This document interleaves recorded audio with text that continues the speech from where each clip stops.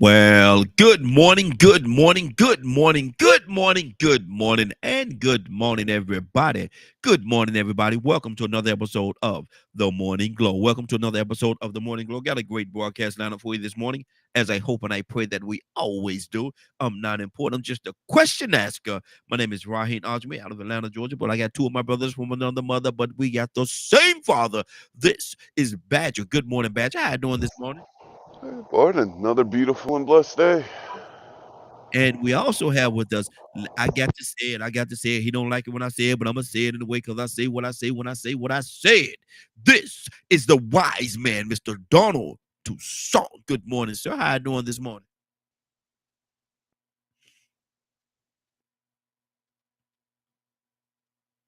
Wise man, Buddy. there you go. There you go. I call him wise man, and he can't even find his mute button. Ain't that something, Lord, my Jesus? So that means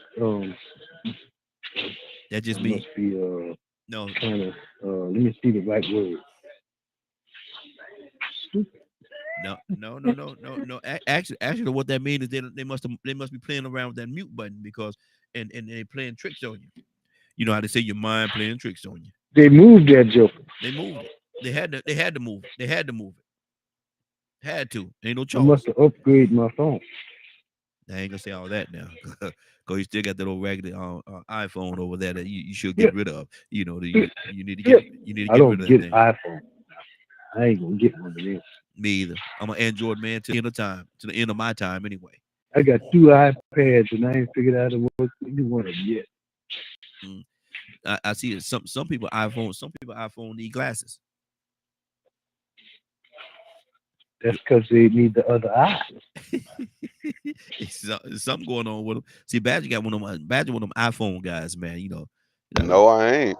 okay, I okay, haven't. I haven't liked Apple. No. okay. I'd go with a Nokia though. Those things are indestructible. Okay. I go with that. I can go with that. But gentlemen, we got a topic today that we're gonna talk about, and I'm interested to see how everybody's gonna tackle it, how they're gonna handle it. I told y'all yesterday what it was, and excuse me if I keep wiping my nose, man. I went to the doctor and checked it. They checked out everything. See, everything is fine. They couldn't find nothing wrong, but they said what I have is a condition called after COVID. It's called after COVID, where congestion and stuff like that, and they can't find why I'm congested. They don't know where it's coming from or why it's happening, but it is happening. They say it's something called after COVID. So y'all remember I had COVID quite a few months ago, but this is the only thing that's still lingering, just the stuffiness. And Have you tried that boiling pot with salt water with a towel over your head? I need to try something, brother, because I'm gonna tell you something. This ain't working for me. You know, Apple cider vinegar diluted. I keep telling you that. have you tried it yet? Yeah. No, you ain't, man.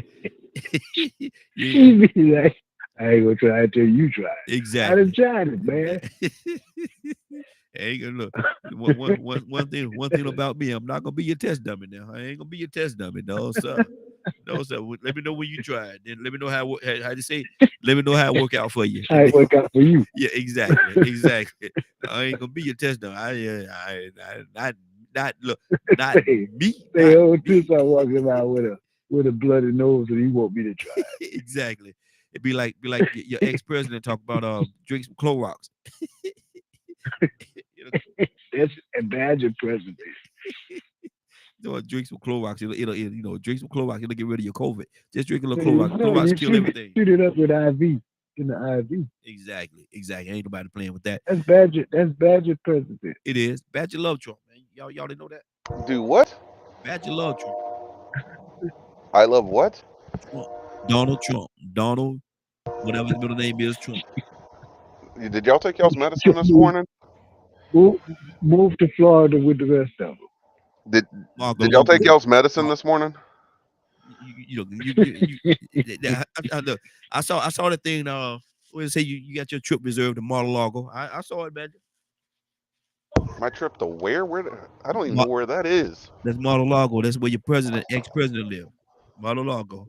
Where is that? Yeah, in Florida. In Florida, you know Oh, where it is. no, I don't. Okay. Well, it's amazing to go somewhere you don't know nothing He about, ain't but mapped it out. He ain't mapped it out yet. He's exactly. working on it. Yeah, Well, on let me ask y'all this schools this question. morning. Hey, today Friday, brother. Let me ask y'all this question, man, and I want to hear both of y'all hearts on this right here, man. And I know both of y'all. I know both of y'all knowing y'all probably gonna have a different stance on it, which is fine because everybody got their own opinion. But why we talked about deadbeat dads yesterday briefly. We talked about it briefly, and I see what we're gonna talk about today is why are there so many? Why are there so many deadbeat dads? Why are there so many men that's not in their children's lives? Why are there so many men that's neglecting to be in their children's lives, to be that necessary component of their children growing up? We talked yesterday, and as we talked, many of us on here saying, excuse me, that we did not have our dads in our lives. Now, my dad, he actually passed when I was young, when I was very young. And so it wasn't my choice because he was active in my life. He was active, but he passed. And so that eliminated that part, excuse me, that part of it. But Tucson, why are there so many? From where you're sitting at, from your vantage point, why are there so many deadbeat dads? Because we got two grown people that can't communicate enough to do the best thing they can for the child. Mm-hmm. Two of them. And I say that because, of course, we know we got some dads. They're men with, I don't know, males. Yeah. They're Yeah. just putting out seeds everywhere they possibly can. But there's more. There's nothing's cookie cutter because you got some women are vindictive. Wow. Almost said something, boy, and I'm gonna go ahead and say it since we started off. Let's start it off because it's Friday. Some of them, my mama used to say, "Hell, Yeah. Yeah. do all they can to lay down there, and then they tell that man, I ain't gonna let you see that child." Mm. And you can make anything, and you can make a deadbeat dad. Wow. I say that in a twofold because you can't keep me away from my child. The devil is a lie. Yeah. And see, that's what I was show about up to at say. his ball game. Yeah, that's what I was about to say right there because I show up at his track meet. Yeah. I'll be there. When you can't stop me from going. Yeah. You can't do that because this is a free society where you can go wherever you want to. Now, if you got a what you call them things where you got to keep your distance? A restraining order. They got some women that are so vindictive. They'll put a restraining order on the parents. And I'm not trying to defend it, but I'm just two sides of the coin. They got some that try the best they can, but they have ran into a Jezebel. Wow. And you said two things there. One, you said that the women are trying to keep the dads away, and then another time you say that in your situation, when you was never in this situation, but if you had you been in this situation, that no one would be able to keep you away because you'll go to the games and stuff like that. So some people will look at it as in some instances, some people will look at that as an excuse. He's just making an excuse. The woman telling him he can't come in that child. He's used that as an excuse because he don't want to be in that child life or whatever the case, or he don't want to be around that woman. He don't have to be around that woman to be in his child's life. But Tucson, what do you say to that? Yeah, you can press your way through that. You can press your way through it. I wish somebody said I could see somebody when the school board will let you, if you have this, now you got to get your paperwork right. Yeah. Because you can get joint custody. Yeah. But you got to go through the process.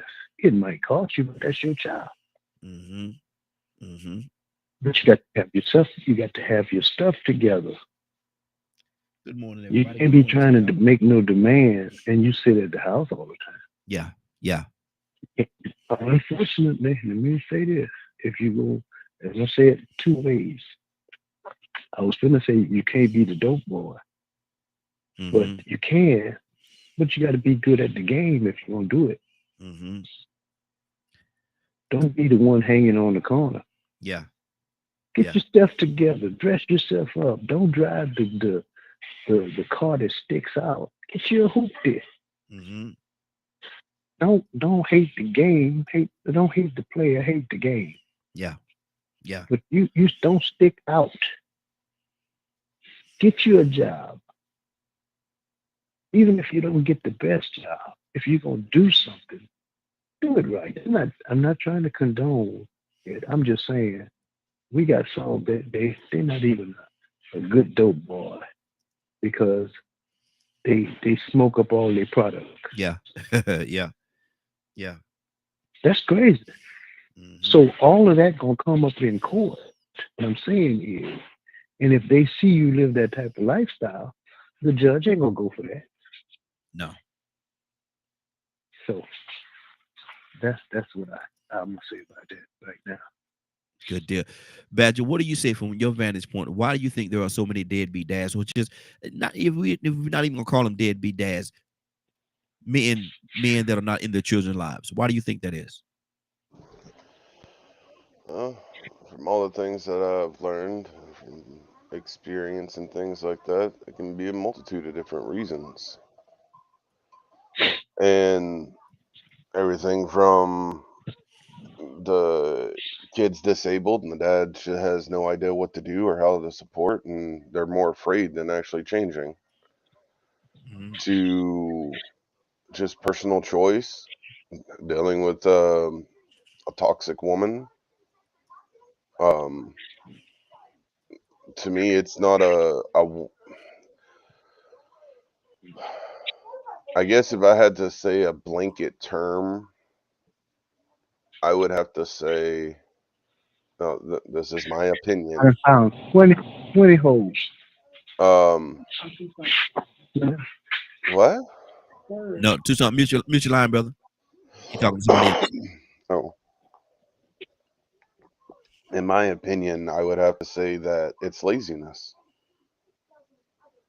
Is that always the case?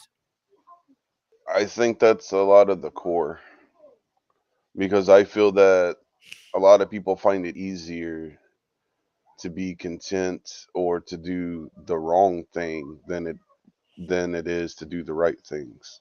Mhm. Um, Now we talking about somebody's children, somebody's child. And I can't see a good man not wanting to be in his child's life. oh, that's what I'm saying. If it's a good man, they're going to put in the effort. Uh-huh. So, like, I'm not including that. So let me ask you this You question. specifically asked me about deadbeat dads. Yeah. Let me ask you this question right here. If a man is not in his children's lives for whatever reason, he's not in his children's lives. And maybe it's because, like Tucson said, the woman just fighting against it because if you're not gonna be with me, her mindset, if you're not gonna be with me, you're not gonna be with the child either. It's a package deal. So you have to be with me to be with that child, and they're toxic toward each other, and he know that they're not going to work. Is he a deadbeat dad? I'm not going to say yes or no because in that kind of situation, there's a lot of things that can be done, but I've also seen where fathers that work so hard to be involved in the justice system fails them. Hmm. So I'm not going to put all of those in the same group because there are those that do fight, but the justice system fails them. So you got to take that into consideration too. So are there a lot of dads out there that aren't putting in the effort? Yes. But there's also a lot of them that are working hard to put in the effort and they're just being slandered. Hmm. So I think the number is skewed, as far as what of how many deadbeat dads there actually are, I think there are less than what society wants us to believe. Hmm. Okay. So you say that the number is less than what society leads you to believe. So basically, you're saying that more dads are really stepping up and being in their children's lives than the ones that are not. I yeah, Okay. and that's just based on my experience of doing a lot of the and working with a lot of people I've worked with. Okay. Okay. Because like if I go around and I'm just talking about the dads that, you know, aren't helping the mom deal with a disabled kid, because that's what I've worked with, been around the most lately, you know, it's going to seem like that's all there is. Hmm. However, I've seen just as many or more that are doing their best to work with. Hmm. Hmm. They Okay. just don't understand because they weren't given the tools by their father and mother. Okay. So they're having to learn new tools, but they're putting in the effort. So one of the things I've learned about societal things, and I know we've touched on this multiple times before, is if all you focus on is that, that's all you're going to see, and you're Hmm. going to miss all the other stuff that's going on. And if all you're dealing with is, you know, those kinds of scenarios where you only see the single mothers and things like that, that's all you're going to see. So I feel we also have to be very careful on this topic, as we do many topics that we do talk about, because a deadbeat dad, there's a lot of things that could qualify as a dad, or as some people would call them, a sperm donor, Hmm. um, into that category. Okay. So that's why to me it feels like, what are, which area are we talking about? Because this is a multifaceted situation of, are we including where the justice system has failed them? How do Are we when including? when you say the justice system has failed them, explain that to me. Then we're gonna go back to Tucson. And the phone lines are open 508 So 508 924 3521. Phone lines are open. Give us a call. We'd love to have your input. I see you over there, Vinny. Give us a call 508 924 3521. TikTok. I see you over there joining in. Good to have you. Good to have each and every one of you on, and everybody. Good to have you on. The phone lines are open. Again, give us a call. We're talking about deadbeat dads and why are there so many quote unquote deadbeat dads in society. I'm coming right back to you, Badger. But Vinny said that there's 18.3 million fatherless homes. That's 1 in 4 kids as of 2022. Okay, mhm. I'm calling. Good deal. Call on in, Vinny. We love to have you, man. 508 924 3521. Go ahead, Badger. Explain that to me. What do you mean when the court system let them down? So I'm going to be a little transparent. Okay. I know a person. I don't want to say their names or who specifically they are, but I I can just right off the top of my head 5 different situations, that are all pretty much around the same core. Okay. They go through the court system. They show all this proof that the mother is doing all this kind of stuff, where there's signs of neglect, signs of, um, mental abuse, and things of that nature. They Hmm. show all of this proof, and the justice system goes, "Yeah, we're not giving you custody." Wow. Um, and so, in looking at it in those ways, and seeing how that plays out, where I've actually sat down and read the court documents and everything, where the woman literally manipulated everything to such a degree that that the court sided with the woman, Hey, Deborah, how you doing? even though there was so much proof. And then later on, as those children got older and looked at everything, they ended up finding out how long the father fought, how much he went in debt, to continue fighting to try to help their kid, to save their kid from that environment, and Mhm. where the justice system just ignored everything. Wow. So, and I've seen it. I've seen the proof. I've seen the evidence. I brought some of that stuff and sat down with a lawyer and go, "Do you think this would happen today?" Mm-hmm. And he said, "Yeah, it happens all the time." So like Wow. I've went and talked to lawyers and things like that, and where they, say a lot of this stuff happens today in 2023. So, Badger, what I'm hearing you say is not all situations is as they appear. Sometimes, the people that we call a deadbeat dad is not just a big sack of doo doo. Yeah, no. Okay. 508-924-3521. People say I said the number too fast. I'm gonna slow it down. 508-924-3521. We're talking about today, why are there so many deadbeat dads? Why are there so many young men that are not in their children's lives? Because you got to understand, Tucson, you got to understand there's an impact. There's a huge impact when the dad is not in the children's lives. There's a huge impact. There's a big void there. And we spoke about it yesterday. A lot of people, Cassandra was actually talking about how, her father passed. And when her father passed, it was like, she always she longed her whole life and say she's 60-something years old, but he passed, I think, when she was like 61, something of that nature. So I may be messing up the numbers a little bit, but she lived her whole life wanting him to be in her life. And then she passed and knew that there'd never be a possibility. And she said she lived her whole life with a void in her heart. There's a void there. Tucson, talk to me. Okay, so let's go to what Badger said. Okay. Here I am in some sort of a relationship. I don't care if it's a one night stand with a person, and they come and tell me that we are about to have a child.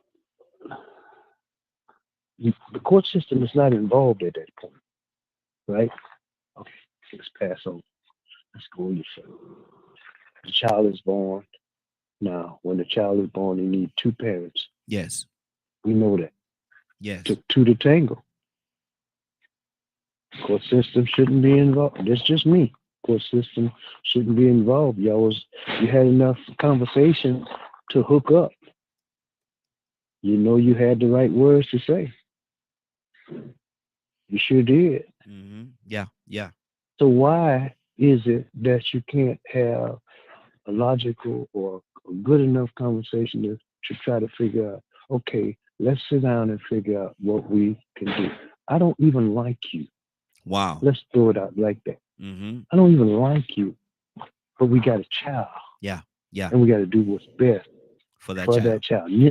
I ain't talking about no court. We don't need. Let's keep them out of our business, because once you put them in your business, you're gonna start having some problems. Yeah. Because they start dictating what you're gonna do. Mm-hmm. Mm-hmm. If you got any assistance, they first of all, they're gonna check and see if you got a man in the house. The system kind of pushes the man out. Yes, it does. If you want to get some help, what you need a man for? Mm-hmm. Where you man? First of all, they're gonna say, where is the man? If you're gonna get some help, they're gonna ask you. I don't know. I don't know, because I avoid the system, because the system want to come check in your house and this and that and the other. And the first one of the questions is, are you married? Yeah. No. Well, you qualify. You're heading in that direction. You're heading that direction. Is the father in the home? Mm-hmm. No. Whoa, boy, you got something now. Is he in the life? Well, he don't. Then now we start pointing the finger. Yeah. He not doing this and he not doing that. That's so you can get assistance. You got to say those things. Yeah. Why don't you stop saying those things and say, okay, we trying to work it out. Let's try to talk and figure out what we gonna do.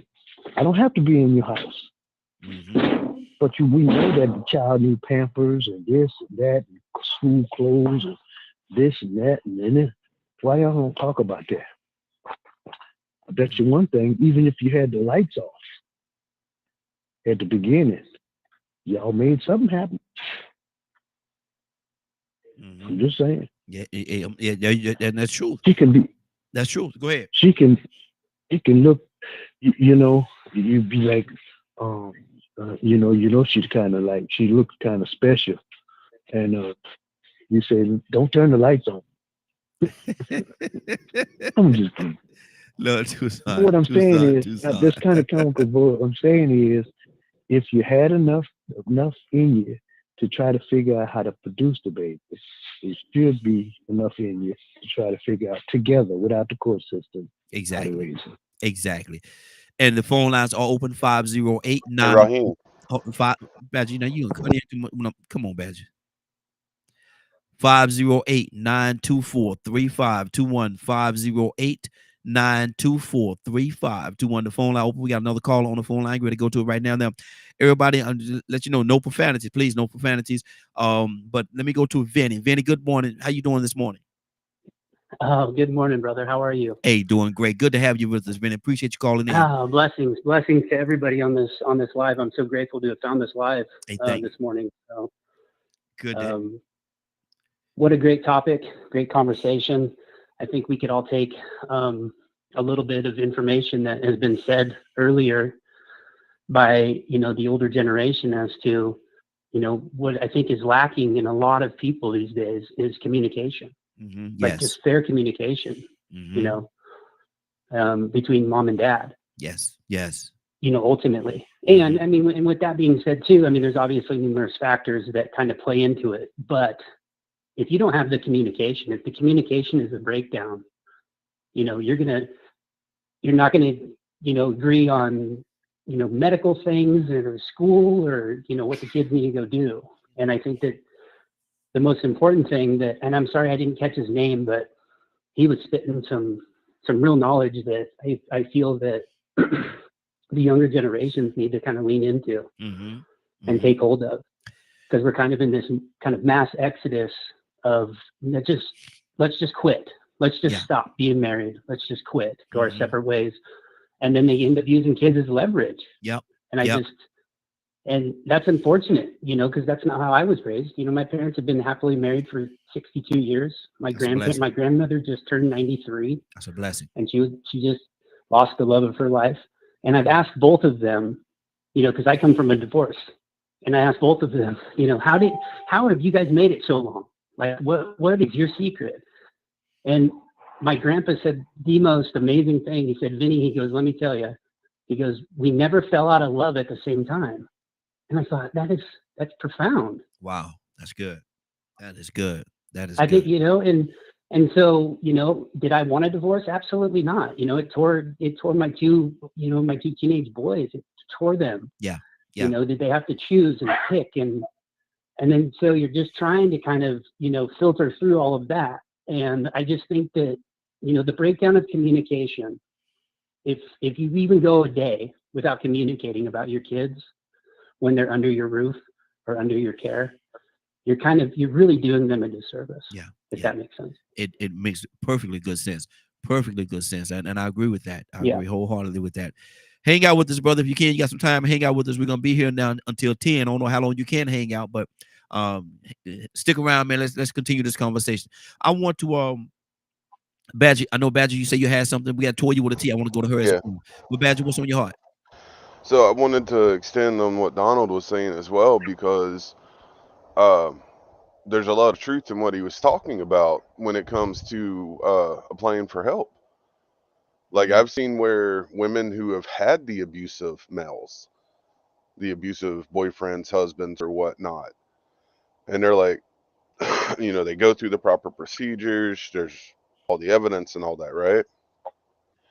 And then they go to apply for help, and they're like, well, you have to file for child support, you have to do this and you have to do that before we'll help you at all. And I'm like, are you like, you're going to force her to have interactions with the abusive person? Like the person that was shown to be abusive? Mm-hmm. where all this this isn't like falsification. This is like legit. The person really did, harm the woman and or children, and that kind of stuff blows my mind. That here's all this court paperwork where there was a restraining order that had to be done and everything, and you're still gonna make that woman go through that. So there's men out there that's like that too. And that's an unfortunate truth that we have to live with. It is there are truly nasty men out there. Mm-hmm. But that's one side of the spectrum. And then there are the other side of the spectrums of those that we were talking about earlier that really do the best that they can. But they just run it's like, hey, you need $10,000 for a lawyer or things like that. And then they're still having to pay child support and all kinds of stuff. And that's where the justice system fails. Mm-hmm. Mm-hmm. So, and then everything in between. So to me, when we talk about these kinds of topics, it is just like anything in life. There's a spectrum to it.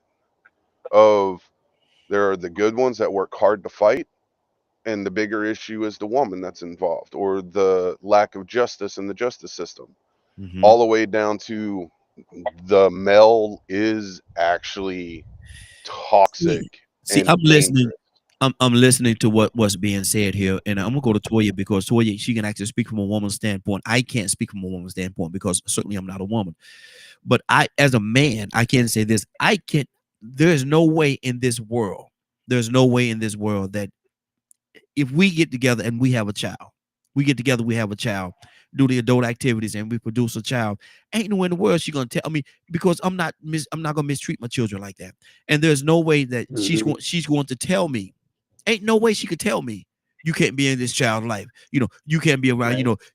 No. I don't care what you say. I don't care what our relationship is or what the situation is between she and I. But you're not gonna tell me. You're not gonna tell me if I'm that child's father, I'm gonna be in that child's life. That's just what it is. I don't care how mean and nasty, cruel you tried to be, restraining orders and all this stuff. All that's fine. We got to go through the court system to do whatever we need to do. That's what we're gonna do. But at the same time, I'm gonna be in my children's life. You're not gonna tell me. You're not gonna tell me. You're not gonna tell me I can't. You're not gonna tell me I can't. So if that's a conversation you want to have, you might as well just keep that to yourself because I'm not hearing that. I'm not hearing that at all. Me, I'm not hearing that. That's not no. That don't work for me. You tell that to somebody else, but I'm gonna be in my child right there, that right there. That's mine. That's my child. How you gonna tell me I can't be a part of his life or her life? Man, stop playing with me. You better go ahead on with that. Toya with a T. Good morning, young lady. How you doing this morning? Good morning. You better preach, sir. There you go.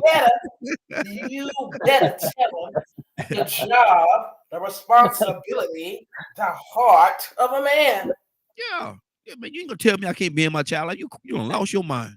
Listen, that's all I know. Had Joel say, "Woman, you speak it as a fool, talking to me like that. You speak it as a fool." You better say that. That's all I know. I don't care if I was Ike. There you go. I got some little mics and lights walking around here, and they still mind what you talking about. And that's all I know. Because remember yesterday I was talking about influences to help you build that choice. That's the only influence I know of a man. My father was a man. And lady, listen, I don't know what you got going on, lady, but you're not leaving here with my kids. Yeah. Now you want to go fly south, north, wherever you need to go. But what you ain't doing is you're not taking my kids with you. Yeah. That's a man. Yeah. I made a Facebook post last week about a man not knowing his job, and about 3 or 4 men jumped in there and talking about, now how you know what a man's job is? So you think it's because I'm a female, I don't know what your job is, sir? That's because half of you ain't doing them. I'm more man than half of you. So yeah, I know exactly what a job is. And you just said one of them. You let your child go someplace, and then what happened was? And then let's discuss part 2. Okay, you got the kids. You don't want to be with me no more. Now you're gonna be a blankety blank man and say that you're not gonna take care of your kids. So you're not just gonna send a dime. So every crumb a mama put in her mouth, the kid snatching it out, and you mad over Juan Cross yonder sleeping in somebody else's house on somebody else's couch, paying half the daggone bills, and then now you mad because you gotta pay $50 in child support, boy. See, them the kind that come up missing food with me. I'm a different kind of female. I don't need your child support. I'm gonna get your life insurance, boy. Stop playing with me. And at the end of the day, as a man, that is your job, your responsibility. How dare you? And even if they do decide to go cross country, you need to be sending that mail cross country, taking care of them kids that came up out that little peanut shell between your legs. But because you know what? Because you know what, Toya, I'm gonna say it like this here, and I'm co-signing exactly what you're saying. I don't care where the kids are. I don't care where they are. They still gotta eat. Yep. They still got their needs. They still need clothes. They still need shelter. They still have the certain necessities of life that they have, regardless of whether they're in the same city, you in, state, or whatever, or they're cross country or in another country. I promise you, they still got to eat. That's right, and that's the part that make it comfortable on, because no matter what, a woman has to take care of the responsibility, has to get the house, has to get the home. That's where these food stamps and all that stuff come in. That's why we get all that, because we got to make that happen. Now, at the end of the day, once you get finished squeezing little peanut shells out your little peanuts hole, right? You can just go. You're not obligated to pay. So you know you're going in the corner, don't you? You know you're going in the corner, don't you? Right. So, you know you go. I'm just gonna go ahead and tell you. You know you're going in the corner, right? Listen, you bring up a time, right? You bring up a time. You're not responsible for paying, you know what I'm saying, the rent and the lights and the gas. That's why I respect the man who's by themselves and make sure they got, you know what I'm saying? Just the basics. Yeah. You need a job, right? You need to be able to pay for or afford, and you need to have a place to stay, even if it's a roommate. But at the end of the day, if you done laid down and made a responsibility, sometimes, King, that means you're gonna go without. That means you're gonna have a lot of hungry nights, not the kid. Right. That means you're a king and you're gonna take over the kingdom. You don't let your people in your kingdom starve. You will get overthrown if you let them starve in your kingdom, because you are the king, and we have elected you to do such. And it's the same thing with a man. And anytime a man does not do what he's supposed to, he is destined for failure. And you can look it up in the Bible. Go ahead. Amen. Can I say amen? Amen. Can I say amen? Exactly. We're gonna keep this thing going. Got quite a few calls that's called in, and the phone lines are still open. We got plenty of phone lines, so make sure you continue to call in. Let me go to I think Joetta. Joetta, good morning. How you doing this morning? Good morning. How's everyone? Hey, doing well. Since we're talking about deadbeat dads, and wow, there's so many deadbeat dads in this day and time. Is it the system? Is it the just neglect, or them just not wanting to be in the children's lives, or is it the woman that's running the men away? They'll never run me away, but some men say the woman, I can't deal with her. You don't have to deal with your kids, feed your kids, clothe your kids, give your kids the things that they need. You ain't got to deal with her to do that. But anyway, why are there so many deadbeat dads? What do you say to that, Joetta? And thanks for calling. Okay. You're welcome. Okay, number one, it's the system that's built like this, that's pushing your dad out of the house. And number two, there's no fear of God in anyone anymore. Okay. Yes. And that's the main reason. Now, the women, this is scripture also, and I see why I say it's no fear of God. This system, as we know, is ran by Satan right now, because remember what the scripture says. He threw Satan and his devils into the earth. Where do we live at right now? On earth. And he says, I'm letting him rule for a time. Okay? So therefore, the scripture says, monstrous women will bring forth monstrous children, and children shall rule over them. So now look at what Satan has done. He turned everything opposite.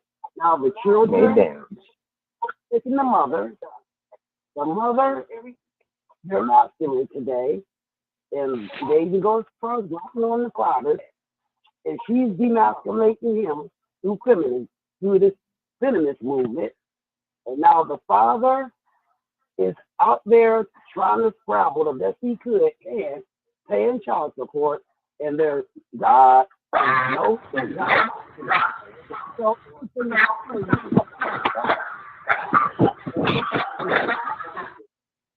that prophecy being fulfilled, that monstrous women will bring forth monstrous children, and the children are totally out of control. And I mean, just look what's happening around us. Even the LGBT community, they want to take our name and call themselves trans women, and they want to call us cis.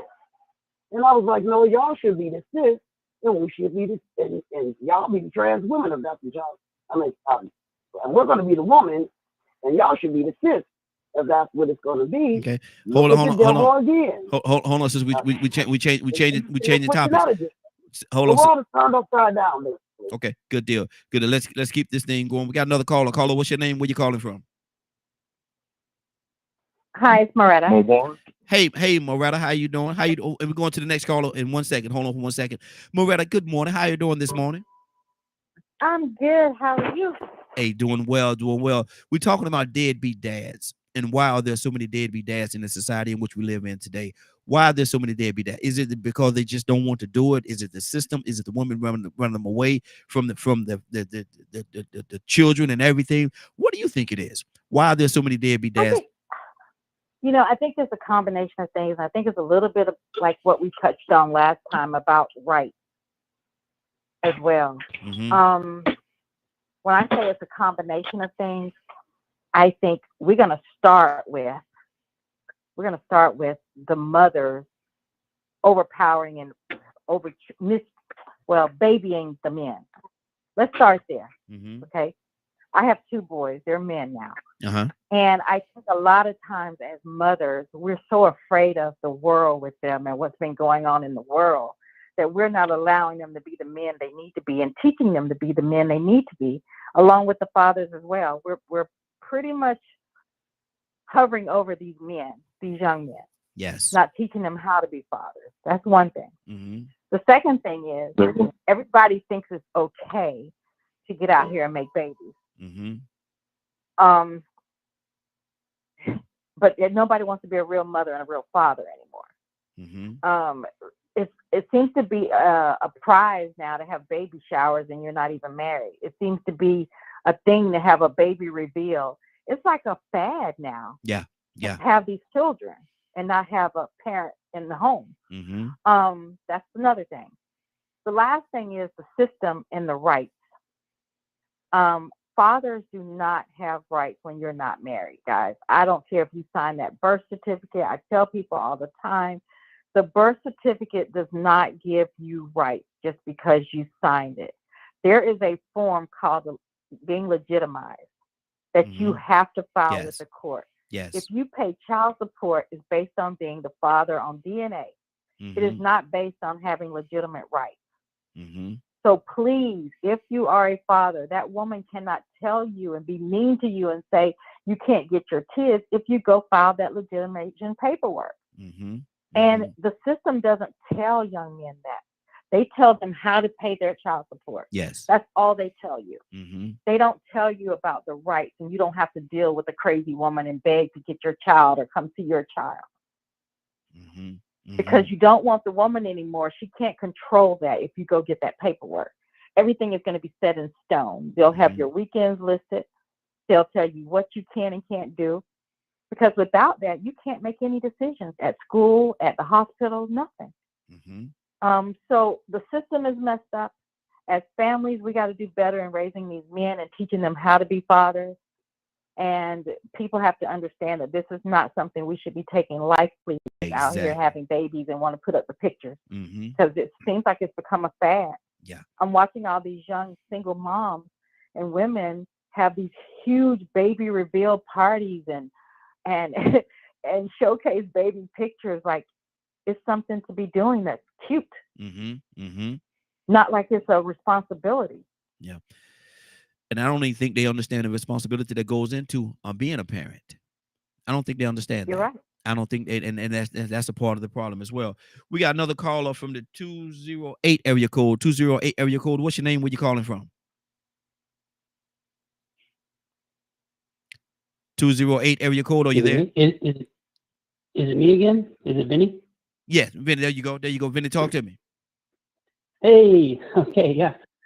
Such a awesome drop of knowledge from everybody. You know, females that are on here sharing information and sticking up for the men that are who are afraid or maybe a bit skittish to be able to, know or even know where to go or do the right thing. I was going to kind of piggyback kind of what other people were talking about earlier.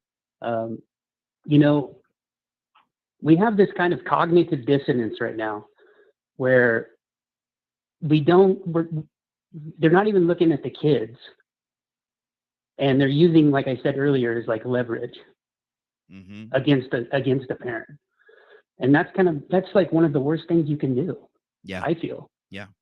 And as far as when the female had mentioned the $50 child support,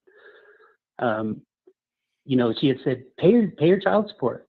Well, there comes a responsibility with that too. If I'm willing to pay child support and alimony to be able to, you're darn right, I'm going to have my kids. Like, I'm going to fight for my kids. And that was my situation. I just wanted my 2 boys. I didn't care what I had to pay my ex-wife. I had nothing. I paid out of the behind a lot more than $50. But I just wanted my boys. Yeah. And I fought her in the court system. I took her to court. And luckily, by the grace of God, I got full custody of my 2 kids. Wow, that's good. That's good. But I fought for them. You have to fight. You have to wake up every day knowing that this life, there's more to this life than just yourself. Like you have young ones that you have to take care of. Yeah. You have to truly love. Lean into them. You can learn so much from little ones. Like, it's amazing. And then as they grow to teenagers, then you can start having that kind of, more mature, relationship. But if these dads are just sitting there making excuses, well, I can't do this because she said I can't. That's all bollocks. Yeah. Like, that's silly. Yeah. Like, step up, be a man. Don't look at the kids as an extension of her. Like, if you don't want to go around them because it reminds you of your, relationship or their mother, it's like, kind of take a step back, like, step up, be a man, grow up. We're all not victims. These kids need all of us. Yeah. Our youth needs us. They're getting abandoned in droves. Like I told you earlier, 18.3 million fatherless homes in 2022. Wow. And that number is crazy. That's 1 in 4 kids. Yeah. That's 1 in 4 kids. That's Evan. crazy. That's crazy. That's a crazy statistic if you kind of step back and look at it. And I know there's underlying things as to why, but my goodness, man, like our youth, we're not leaving them anything, but then to just kind of piggyback and, imitate what we've done to them. Exactly. And it's a generational thing too. I feel like all of us younger generation of men need to kind of lean into the older generations, because you guys had all of it together, and you have to ask questions, and you have to listen to advice and not think you know everything. And you got to be humble, and you got to, it's to spare the rod, spoil the child, but it's also spare the rod and good luck. Exactly. Absolutely. And I don't know. That's just my 2 cents, man. Good deal. I appreciate you taking my call. Hey, I appreciate you being here, brother. Hang out with us, and we're gonna go. We're gonna go to Ryan. We have Ryan with us this morning. Got a couple other people on the phone line. We're going to touch each and every one of you, so please hold on. Ryan, what do you say to this, brother? We're asking the question: why are there so many in this day and time? Why are there so many deadbeat dads? Is it they just don't want to be a part of their children's lives? Is it the women that's running the men away? Is it the system? What do you think it is, Ryan? Why are there so many in this day and time deadbeat dads? You don't want me to answer that? Sure. Come on, let's talk about it. He not one. How you gonna answer something? You don't know what it is to be no deadbeat dad. You can't even answer that question.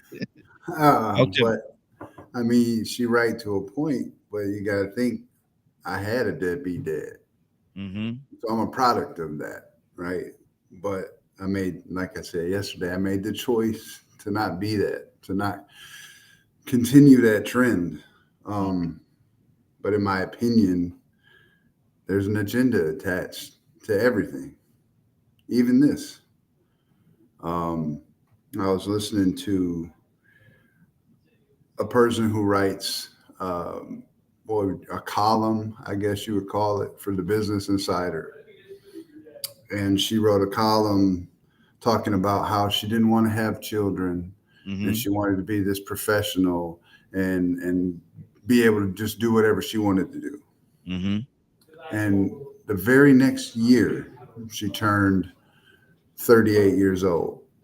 And then she had to broadcast a stream explaining how she'd been duped. She bought into this madness that being what we would consider an average woman, staying at home, dealing with kids, et cetera, et cetera, et cetera. She'd been duped into thinking that that was something that was beneath her, that women shouldn't be doing that anymore. And her time had run out. So now all of a sudden, she's extremely upset because she's 38 years old and her clock is ticking, and all of a sudden she's realized she don't want to do parties. She doesn't want to run around and meet all these men. She wants to have children and have something that has a long-lasting effect on her life. So I feel like there's an agenda. They're pushing that agenda on women, and at the same time, they're pushing on men that you don't have to be tied down. You don't have to take care of business anymore. The state will take care of that. Wow. And I know it sounds so way out there when you talk about it or when you try to rationalize this, but as you speak it and you start looking around at what's going on in the real world in the flesh, it all of a sudden starts to make a little bit of sense, if you know what I'm saying. Wow. So the system is setting up this whole process. It's destruction. It's called manifest destiny. If they can get us to keep a household divided, it don't matter what color you are. So let's get that out the way right now. Don't matter. It affects everybody. Right. So if they can get you to put aside these norms that have been going on since humans were birthed on this planet, put aside your gender roles, create a division, a gap. Look at our birth rates. They're non-existent in this country anymore. Our sperm counts are lowered. Like all of these things play a role. And then what can they do? They can essentially march in, take away certain things, and we got to cave in because we don't have anybody left to fight them. We can't put them to the task of, you're supposed to be working for us. It's the opposite now. If you look around, they control everything. But see, and with a part of what you just said, we got quite a few people on the phone, and I'm gonna come to each one of them in the order in which you call in. So please be patient with me. But in what you just said, sperm count is low, the population, the numbers are dwindling. If that be the case, 50 to 100 years from now, there's not gonna be anyone here anyway. That's correct, but it's by design. I mean, they put estrogen in our food, for God's sakes. You a man, I'm a man. We don't need to eat estrogen. You know what I'm saying? So, I mean, you're right. There's not going to be anybody left. But again, that's by design. Then they can just take whatever they want because ain't nobody going to be here. Who going to take it? Everybody going to be gone. Not everybody. There's some people out there that's smart, growing their own food, taking care of themselves. You know what I mean? I got a garden in these foods. I got a garden in my backyard right now, brother. I got a garden in my backyard right now for that very reason. But let's keep this thing going. We're going to go in the order in which everybody called in. So I think the next one on the line was Cassandra. Cassandra, good morning, young lady. How are you doing this morning? Good morning. Cassandra, we're talking about in this day and time, why are there so? We know that they do exist, unfortunately. But why are there so many deadbeat dads? Is it the fact that they just don't want to be in their children's lives? Is it the women running them away? Is it like Ryan said, is it the system that's causing this? What do you think it is, Cassandra? Why are there so many deadbeat dads?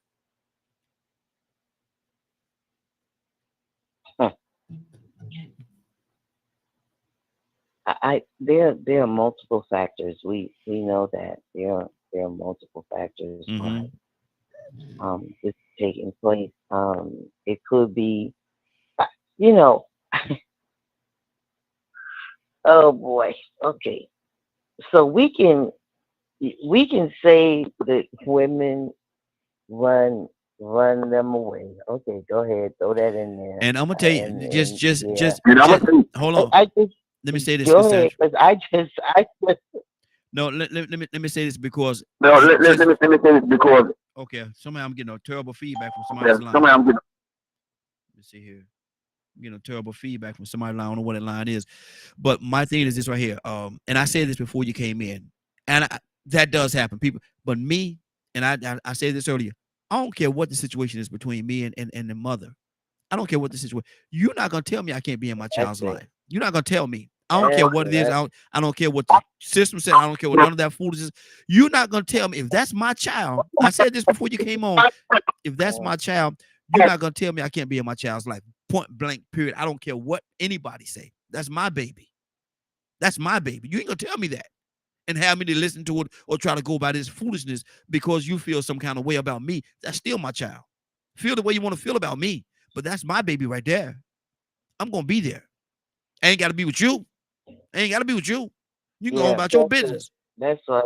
Go ahead, Cassandra. Let me tell you, the gentleman that spoke, I don't know who he is, but he nailed it so on the head. I was about to jump out of my bed. I mean, like, who or what can tell you that you can't?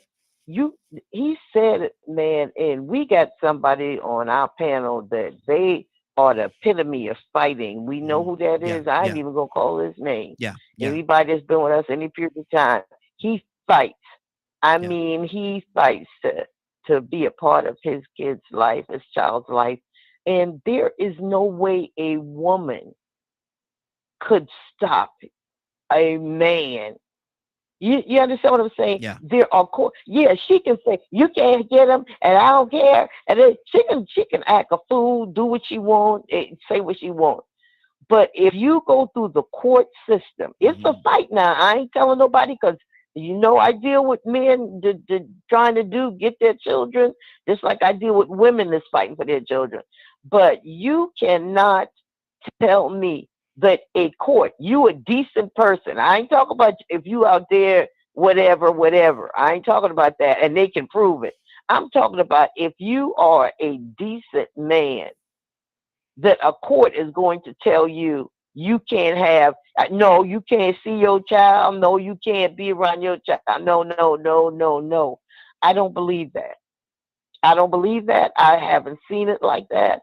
And I just, it's sad because, man, I don't care nothing about no money, no nothing. I don't care about that. And and I've said this before. My children's fathers did not help me with my children at all. Never paid. I have 2 kids. Never paid a penny in child support. But I offered them, just spend time with your kids. Listen, come and get them.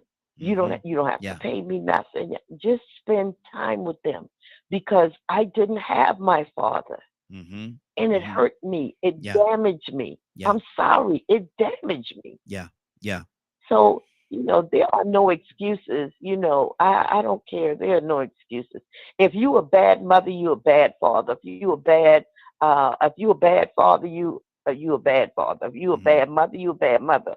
But don't give excuses why you will not spend time with your children or fight to be in your children's life. Absolutely. Kudos to all of the men on here who have done that, who step up and be the man that they want to be to their children. Absolutely. Leonard, you next on the line. Stanley, coming to you next. Leonard, what do you say to that, man? Why in this society, in this day and time, why are there so many quote unquote dead? And we specifically thinking about deadbeat dads today. Why are there so many deadbeat dads? Is it the system? Is it the men are just sorry, or is it the women running the men out of their children's lives? What do you say it is? And good morning. How you doing this morning? Good morning, Raheem, and the Morning Glow family. It is all of the above. Wow. Most of the time, it is because these children are byproducts of just lust. you're not attached. You know, a woman has the advantage of care, which builds the bond. A man doesn't. So it is crazy when people act like they don't know why. It's because they simply don't want to do it. They don't want the responsibility. They never intended on wanting the child. They never wanted a child, or and they didn't even intend for a pregnancy. They don't care nothing about who they getting pregnant. Wow. That's the answer. They're just out there doing it. Grown folk. Yeah. Grown folk thing with no grown folks responsibility. Yes. Like, you know, I remember men that used to just love making babies. That was their thing, married or not. But you would know that because that's what they would tell you. Oh, I want as many children as I can have. Didn't say that he can take care of. Yeah. Okay. It's just like having babies out here. That makes them feel like a man. But do they not realize do they not realize that it's a man that actually take care of his children, not a man that make any male can make a baby. It's the man that takes care of. That's what you say. Ain't no truth in that. How you feel. Ain't no truth in that. The man that doesn't don't care. He's just dropping seed and moving on like any other animal would. Wow. So you have when you know. It upsets me when a woman in 2023 thinks that she can make a man do anything. She can't. They should have caught on by now. I don't know why many of them haven't. I don't know why they don't protect themselves more.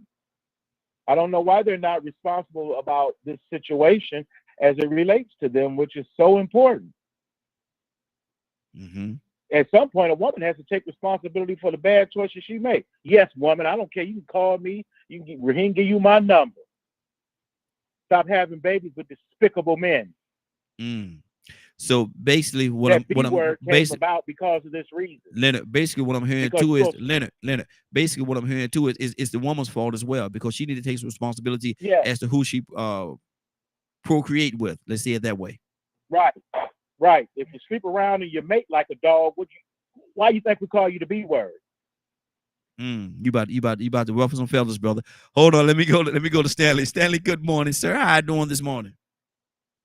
Doing good, bro. How you this morning? Hey, doing good.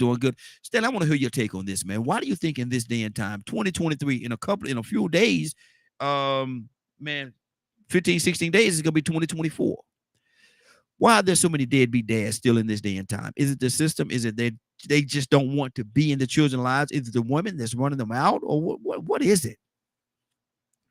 Well, first of all, I think the term deadbeat dad is wrong. I think it came from white people talking about black people. And there's a lot of male bashing going on this morning, and you can't put all that on the man.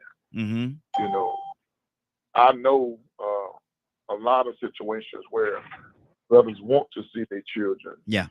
You know, and some of them had children, didn't know they had children. There's a lot of things going on in this whole scenario, man. You have women that have gotten pregnant, had a guy raising a child, he didn't, that wasn't his. Things like that, or women having babies and moving to another town. The guy didn't know he had a son 4 or 5 years later. Men raising children 14, 15 years and not knowing that they're not their children. So we can't put all this on the male. I have a partner of mine who works in child support. It's a lot of different situations that go on, and you can't blame that thing on a so-called deadbeat dad. I know a lot of good men that are taking care of their children. Yes. Back in the day, you had a lot of men that had women, but they would have a child on this side of town, child on this side of town, and the next city over and all that kind of stuff. And that's what they did back then. But you can't just blame all men for a few things that some men are doing. And you cannot leave the women out because there are pills and IUDs and all sorts of things that can prevent pregnancy. So everything can't be on the man. And like I said, I know a lot of men taking care of their children. I'm not saying the majority. I think it's 25 or 30% of children grow up without a dad, and 75, 80% of households are single women and stuff like that. But deadbeat dad is a term, I think, that was designed to, kill the black families and make things hard for the black men. There are white men out there that have babies and don't take care of them as well. But to say just men, period, you can't blame all this on the man. Okay. I watched something this morning where a young man was in the military. He was overseas, wasn't gone 6 months. His wife then went out and got pregnant by another dude. So you can't blame all of it on the man. There's some trifling women out there that try to get men hooked. And the women today, this younger generation, everybody wants to be a diva. Everybody wants to get the bag. So you have women having babies just to get that check. They're living on Section 8. They're getting that welfare check. And I understand the men, some of these guys, they got girls pregnant now. Wow. They're having sex with them, and they can wrap it up. And I understand they can put the condom on and all that. But a lot of guys, especially these young guys who are naive and not getting the proper training about sex, the woman tell them, "Oh, don't worry about him on the pill." Okay, so he don't put a rubber on. Next thing you know, she's pregnant. So it's a lot of different stuff goes on, man. I hate the term deadbeat dad, and I hate to hear black men and black women, putting down all black men, because all black men that have children and are not with their children are not deadbeat dads. Sometimes it's the woman, sometimes it's the law. So Good deal. 508-924-3521. 508-924-3521. Got a few more people holding on, but I want to go back to Tucson. Tucson been silent for a minute. What's on your heart, brother? So, I can come up with an excuse of why. But why we don't figure out why not? Why we can't fix it? So if you start off something wrong, you're probably gonna end it off wrong. Ain't nobody trying to I don't know what holy matrimony is no more. I don't even know if we think about that. I don't know if we think about. Okay, so if the enemy, the devil comes to steal, kill, and destroy, don't you think we about destroyed right now? And we keep doing the devil work in the devil's way, and think that God, we how do we say that? We live with the devil and we want God to pay the rent. Yeah, exactly. I don't know. Yeah, that's it. Something like that. Yeah. Okay, so we know we got a problem. We know the system is tainted. We know we got people that first of all, you just want, I'm gonna get in the corner. You just want to get your little bit. Oh Lord, yeah, you going right over there with Toy, you with a T. Y'all gonna be over there playing TikTok or something. But if we are designed to be fruitful and multiply. Now Brian said that they're putting something in your food so you can't. We know that now. I was wondering, really going to call it, but I'm too old to worry about it. I think. Oh Lord. I mean, it's just not, I'm just too old, to worry about it. But what I'm saying is, they ain't gotta worry about putting if none we of your got food. all of these, huh? We say they ain't gotta worry about putting none of your food. You don't reach that age, huh? Yeah, I done ate all the food I can get, and so that I figured now, Brian, I know why. It's like, okay, time up. Okay, I understand. So anyway, you don't like the mom, you know that. You know the system you got going on. Okay, so first of all, we got to look at the child as the aim to focus on to fix it, because it ain't the parent, it is the child that's at stake. So you don't have to like them. You try to avoid the system as much as you possibly can. But if you've got to put them in the system, at least you could say, well, we got to figure out how you can spend your time and your money. Mm-hmm. Because kids like Christmas presents and stuff like that, but they would rather, to be, at least I can see you. Come on, man. You mean to tell me that a child's growing up and they don't even know who their daddy is? That's a problem. Yeah. And you don't want to know who their daddy is. That's issue. And I'm out of time.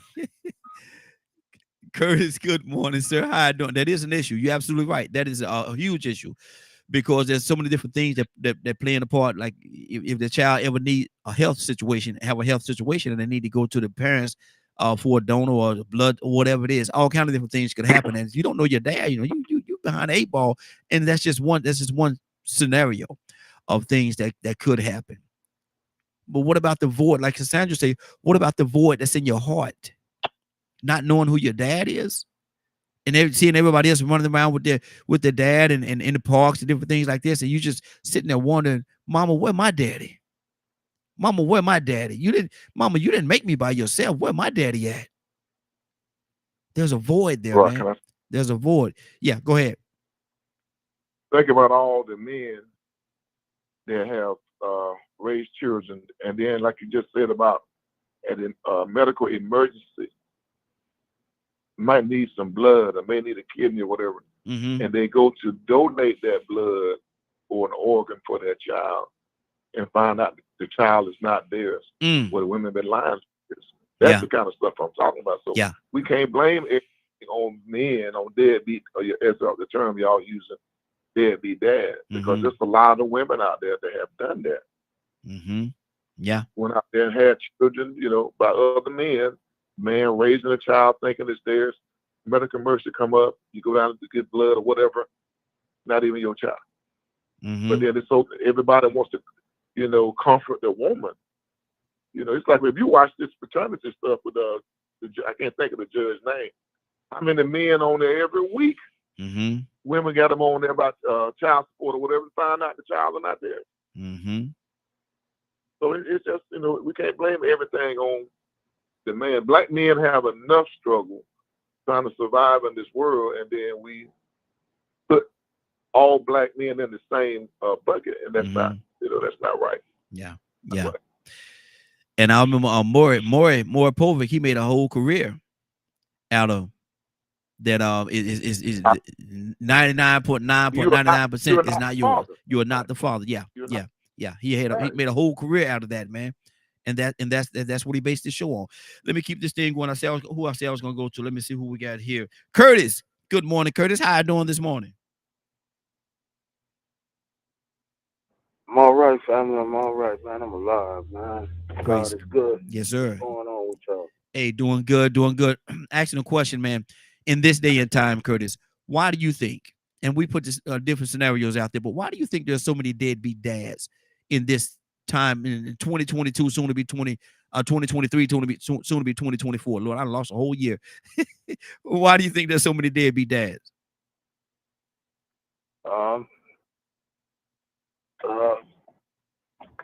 So you know what? I don't really like that term, but we going with it. The brother was just talking about it. I really don't like that term because just the terminology itself, when you hear it, the first thing you think is black male. Just like welfare queen, the first thing you think is black female, and that's so far from the truth. But for the sake of the show and your question, if I was to try and find a reason, I would say probably because people realistically don't know how to have relationships anymore. And I'm not talking about relationships where I'm your boyfriend, you my girlfriend, or I'm your husband, you my wife. People just genuinely don't know how to have relationship. They don't know how to fellowship anymore. Most people are doing certain things hidden agendas and undercover motives. And it's not just dudes, it's women. I had a job at the child support office one time, and I was going through orientation, man, and some of the things I got the chance to see and watch go down. And I walked out of there. I said, you know what? Never mind, y'all. It's been nice. Thank you so much for the opportunity, but I have to go because some of the things that they were doing was so off killed and so. I seen more reports where women owe more child support and wasn't nothing happening to them. Mm-hmm. But dudes going to jail, dudes losing their license. That whole thing to me was just another underlying way to support the prison industrial complex. That's just my opinion. Yeah, I don't understand the logic of, okay, dude owe child support and you take his license, now he can't get to work. Why not just take his check? Mm-hmm. Why not just take his check? Mm-hmm. Or why not just garnish? You know what I'm saying? Like, it just don't add up to me. But I mean, that's my take on it, man. I just think people genuinely don't know how to have relations or relationships, however you want to word it. Yeah, that's good. That's good. Cassandra, talk to me.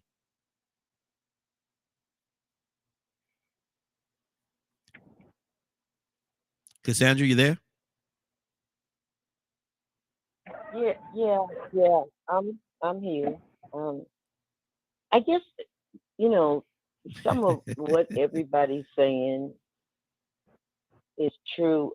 The only person that I feel sorry for in all of this are the children. Yes. Because they're the ones that suffer through. They're the ones. I don't care. Don't give me any excuses why you are not spending time with your children. There's nothing. There's nothing a woman can tell me about it. There's nothing a man can tell me about it to justify them not spending time with their children. And and just to throw this in there. We're speaking specifically about men, but I deal with drug addicts that like walk away from their children. You know what I'm saying? Mm-hmm. For a drug. I understand it's a sickness, but let me tell you something. And I've never used drugs, so I don't want to judge anybody, but man, in my heart, in my body, in my soul, in my spirit, I cannot think of any drug, any human being that is strong enough to keep me from my children. Excuse me. I Absolutely. I just don't. Mm-hmm. I just don't. And I get it. They have problems. They're dealing with whatever. But the thought of you just walking away from your children, man, I don't get it. It doesn't make sense. I'm just saying. And it doesn't make sense to me. And it's just people that want to do the right thing and have the right heart. It just does not make sense. It doesn't make sense. It doesn't. Yeah. Toya with a T, talk to me, sis.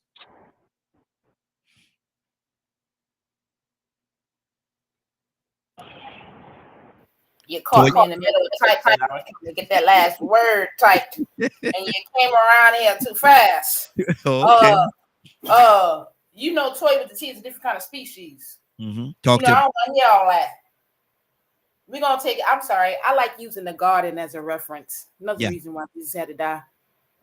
Please don't be offended because I got a big mouth. Mm-hmm. Didn't God tell the man that he had a job? Mm-hmm. Period. Yeah. Period. And then the man said, well, it did woman you sent me. Don't get mad because you done dropped all these peanut shells all over the place and you got to go back and clean up them peanut shells. What did God tell you to do? We're doing things out of order and we come up with all these other excuses. But if you had not have done it out of order in the first place, we wouldn't be here. So I don't want to hear that. I hold men to a different, higher regard. If you're going to be a leader of your so-called created first lead head, watch what you do with your head then. I mean, I'm just saying. Mm-hmm. And then there's all these other excuses. Well, the woman. I'm going to say it again. What the Lord say when Adam said, well, the woman, he said, get out. Get out. You cannot be here. Because you don't want to accept your responsibility. Is always something. Now, this is coming from a woman. I'm sorry, I ain't got no kids. Maybe I don't need to be talking. But I just got nieces and nephews. And you can have anything. You can be a stranger on the street. You can have anything. I got this bad habit of picking up responsibility and being responsibility for people because I'm a human and I love people. And if you ain't got, I got. I want to help. So why you got to be complicated and then something that came out your body? You and somebody else, you arguing, it shouldn't be no argument. It shouldn't even be up for discussion. You should be tripping over who want the kids first, who gonna feed the kids first. But see, it's like Kurt said, not only do we not know relationships, we don't know how to act. We don't know what to do. We wasn't taught. We did walk around here having babies, making up excuses, talking about it was a mistake. But you know when a penis enters a vagina and make a baby, so how is it a mistake? Did you aim right? I'm just saying, clearly not. You should aim for the mouth. Just saying.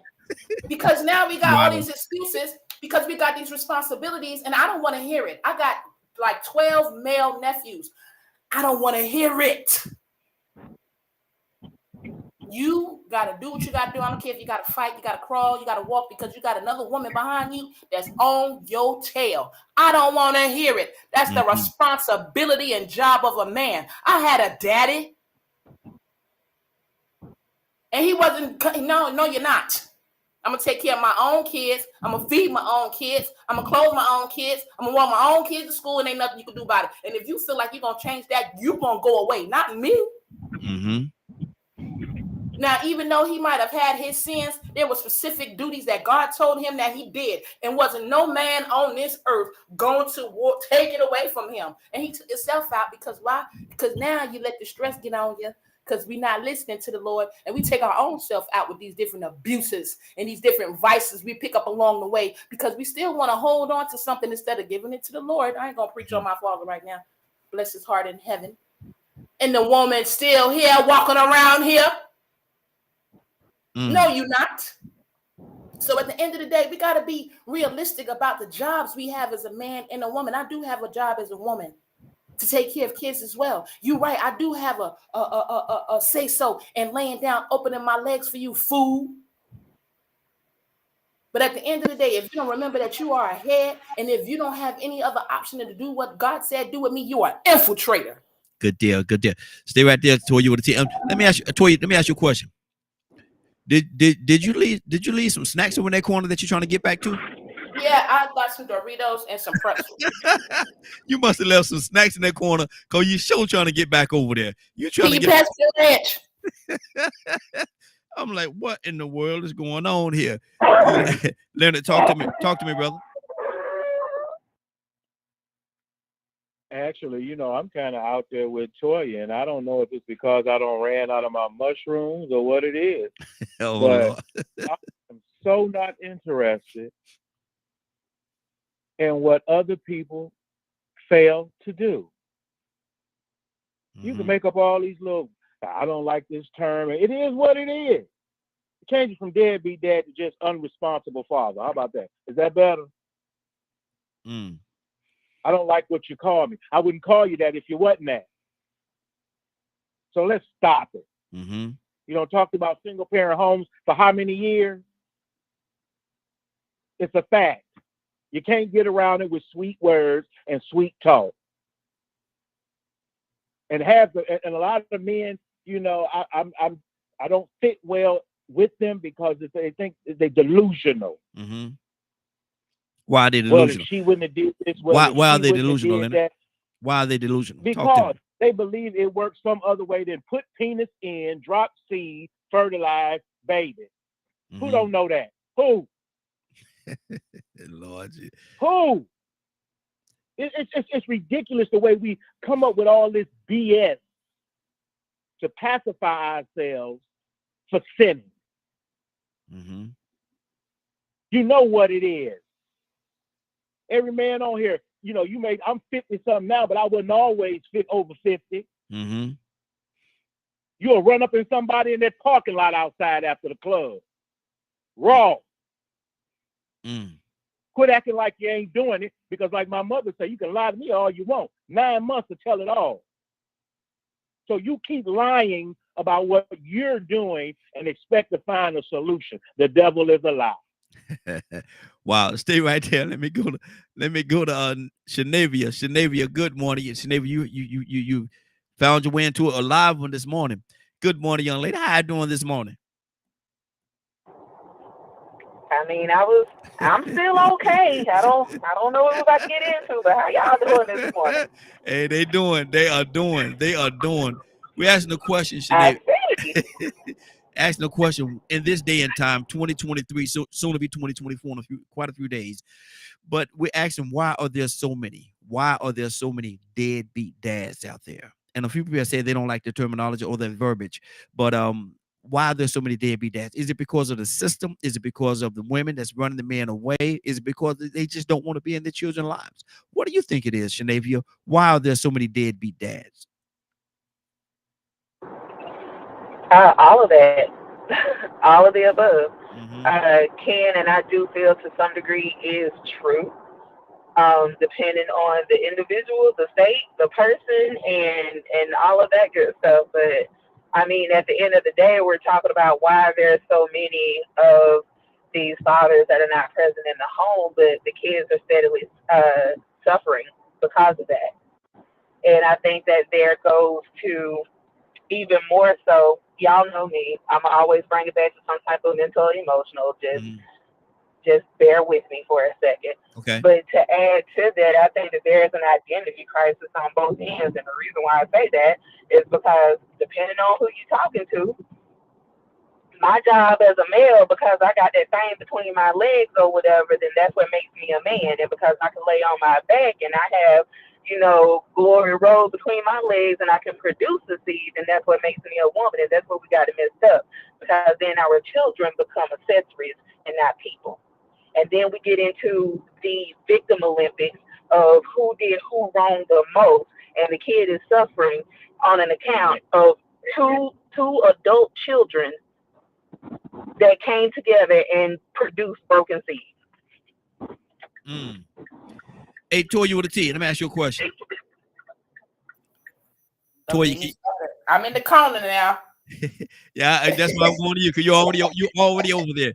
But Toya, did she just say Glory Road between her legs? And Victim Olympics. Yeah, I heard that. I'm over here like, yeah, I never heard it like that. We got new grandma sayings. These 2023 future grandma sayings, they are going down in the books. Yeah, exactly. Road.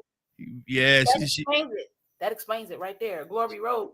You can't even have a sane mind after seeing a glory road. What you expect them to do? No wonder they crazy. Yeah, they done lost it all. Ryan, talk to me, brother.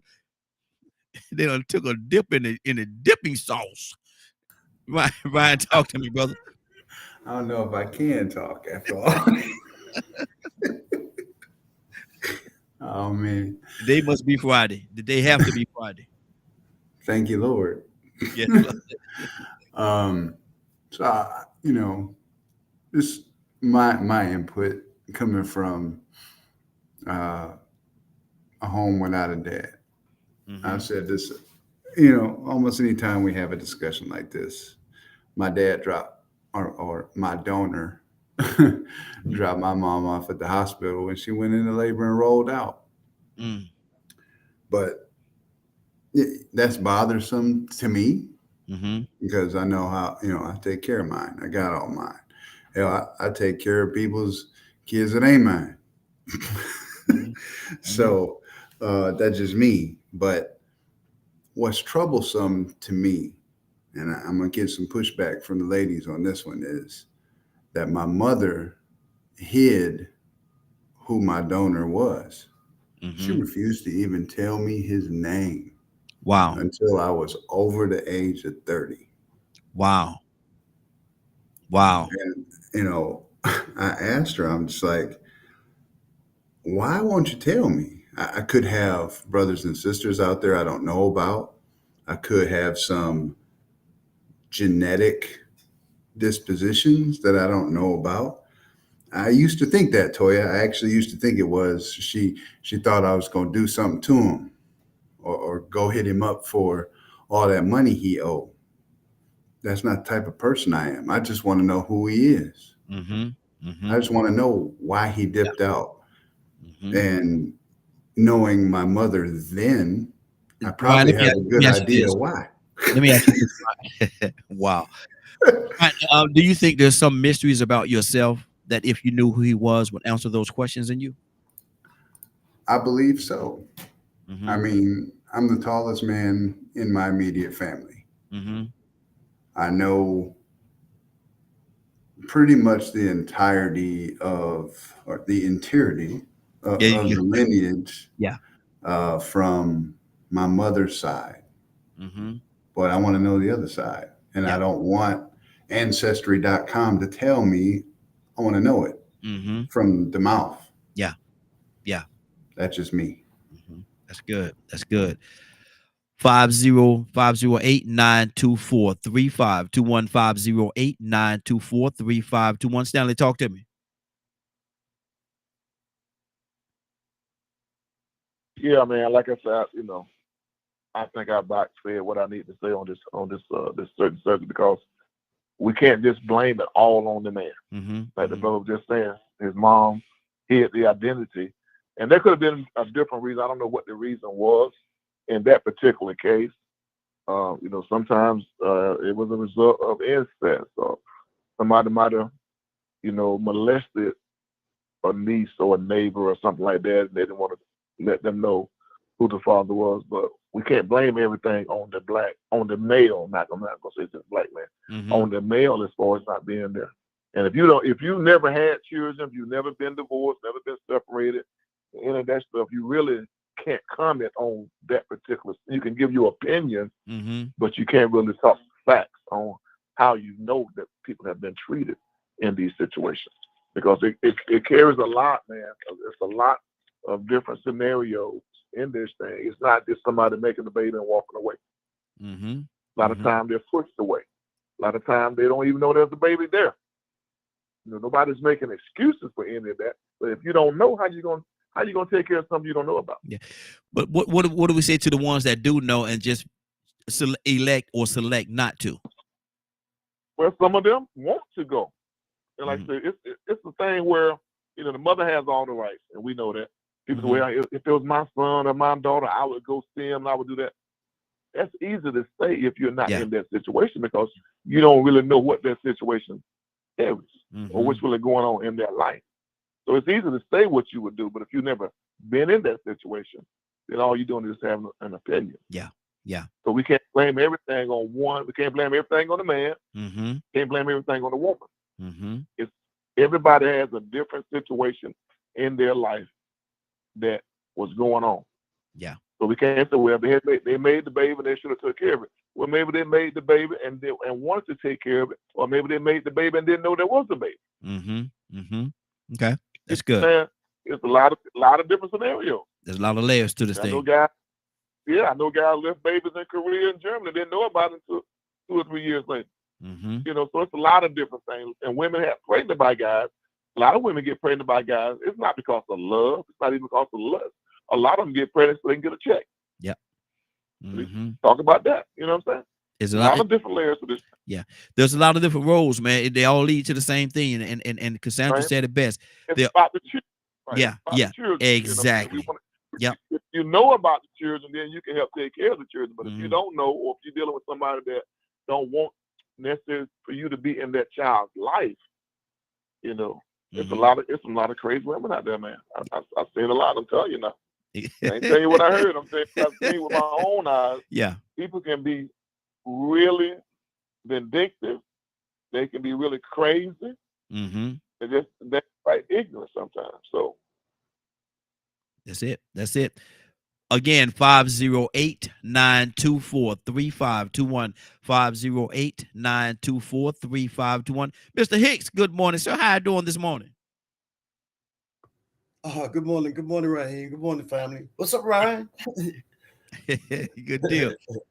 Hey, good to have you with us, sir. Good to have you. We asking a question in this day and time, Mr. Hicks, and from where you're sitting and your wisdom, why are there so many deadbeat dads? Why are there so many deadbeat dads? Man, don't be wisdom. Don't do that to me. But I'll say this, right? As I was listening, I had this thought, right? If some kind of way it was reversed, if a man and a woman had sex, right? And the man got pregnant, right? Instead of the woman, it would be the same thing reverse wise. See, they have to do it. They can't escape it. It comes through their body. They get connected to it. There's a love connected to that. They gotta stay. But if it was reversed, right? They do the same thing. There'd be deadbeat moms. It's just reversed. I think that in the essence is this, right? The bottom line, this whole sex thing, this whole life thing, right? People have sex to have fun. It feels good. Creator put something about that, just like food and stuff, that you won't starve yourself to death. It feels real good. So they have sex to have fun, and a baby is produced. Under the right condition, when they lay down in that bed with the thought in their mind, praying over the womb and praying before they do this, say, let's produce ourselves a perfect kind of baby. And I'm going to treat you right while you carry this baby. But we having this sex. We're going to have fun while we do it, right? But we're trying to make a baby. Remember Billy Paul, come on, let's make a baby. The intent is to make a baby, and they care for that baby. But it's just about fun and games. You know, it comes to that. Sex should happen in the ideal, the way the Creator said, it should happen in a marriage, a committed relationship to go down this road and raise this child. And that would pretty much eliminate the possibility of a deadbeat dad, because it'll be a family. It'll be a family. Yeah. Okay. They had sex to build a family. Okay. That's good. That's good. Keep this thing going. Let me go to Curtis. Curtis, what's on your heart, brother? Talk to me. I ain't getting too much on my head, right? Like, you know it's an issue. We know it's an issue. And we know that thing is Curtis, do you think it'll ever go away? Do you think it'll ever go away? No, it ain't gonna ever go away until people learn how to have relationships, man. It's like, okay, I'm gonna use myself, for example. When me and my first wife split up, there was one thing that she knew for sure. Oh, I ain't gotta worry about my kids. I ain't gotta worry about my kids. And you know it. I'm not just talking out of my yin yang. Yeah. You know it. I don't know the show. And I'm on the road on the way to South Carolina to see mine, spend time with mine. Yeah. You know what I mean? Like, if I was to say anything, I say to the brothers, I'm gonna speak to the brothers. Man, listen, there's no greater feeling in the world than being a father, bro. So if you got one, man, cherish that, man. Irregardless of how she may feel about you, and so let her have her feeling. That's what she wants. Let her have hers. That should not tell you based off of her feelings what kind of father you're going to be. That's the bottom line. Yeah. Like one of the things that the state of Maryland has done is now in the state of Maryland, if you have a baby and a dude, when dude has a birth certificate, it's automatic. You don't have to fight for visitation. It's automatic. What they call that thing when you joint custody. Okay. So you don't have to fight for that no more in the state of Maryland. It's automatic joint custody. So if you do have to go back to court, you basically going back to court because you telling the judge, hey, look, he won't let me see my kids. So I need you to mandate her to let me see my kids. You see what I'm saying? Yeah. So like, I get it. I get the women frustrations, you know, some of which them probably had to deal with a deadbeat father, if we want to say it. But listen, the fact that, and I gotta say this too, don't knock me because I don't like the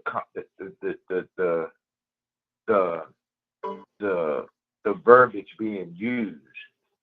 There's a reason why I don't like that. There's a reason why I won't let a white man call me the N. There's a reason for that. Don't knock me because I don't like the terminology that's used. Because if I took any one of you black brothers and walked y'all in a room, if you don't believe me, try it. Do a study. If I took any one of you black brothers and walked y'all in a room and put y'all in a room full of a multitude of different ethnic people with different ethnic backgrounds, or if I put y'all in a room with a multitude of white folks, and I said the word deadbeat daddy, and I said, look, when you hear this word, look in the direction of the first ethnicity you think is going to be a deadbeat daddy. I'm willing to bet you any amount of money that a larger percentage of those people in that room will look directly at you if you was the only black dude in there. Wow. There's a connotation.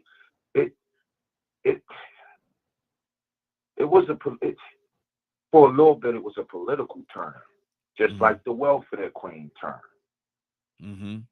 Just like the soccer mom term. You hear soccer mom, black kids play soccer. I know several. But there's these terms that's used to demoralize and demean our people. And that's just what it is. Like at the end of the day, that's what it is. So when I say I don't like the term, I'm speaking solely because that term is used a lot of times one way for one group of people. I'm just saying, man, like I get and I get why people say, you know, hey, look, you know, you did it. I get it. Good deal. Stay right there, Curtis. We got to keep it. Hold on, we got to keep it moving. Yeah. Let me go to Ryan. Ryan was shaking his head no while you was talking, Curtis. Ryan, why were you shaking your head no? It's just preference, right? I don't when I hear that term, I don't look for a specific individual or a race of individual. And you know, that could just be me being me. But working at the jail, I'd say 99.9% of the folks locked up in there where we was at for child support was white. So that just made my facility. What'd you say, Kurt? That much, brother, I know. I told you I had a job with the Department of Child Support, child support. I actually had a job. That much I know. And you are the limited few, brother. You are the limited few. Notice I said the majority of folks in that room. If you are the only African-American male in that room, the majority of the folks in that room is going to look at you. Now, you might not be in that majority, but that's just what it is. That's what TV has shown us. That's what. Yeah, I hear what you're saying, bro. Hold on, Kurt. Let him finish his time, Kurt. Hold on, Kurt. Let him finish his time. Go ahead, Ryan. I hear what he's saying. I don't disagree to a point, but I'm shaking my head because for me, that's not what I'm doing. If I hear deadbeat dad, first person I'm looking at is probably somebody look like me. I mean, you see all this ink on my hands. You know what I'm saying? Like people attribute folks that look like me to problems. You know, so, and I live with that daily. I walk down the street, people get the hell out of my way. Hey, what's wrong with that guy? You know what I'm saying? So, and that's, you know, that's just me. I'm not trying to discredit anything Kurt's saying because I know it's folks out there that be like that. But in my experience, most of the deadbeat folks look like me. Now, I appreciate what you said and everything, but here's the ticket, man. Go on over there with Toya. You know, we don't use them words on here. Get your behind over there in that corner. There you go. There you go. Stay right there. Don't you move. Don't you move.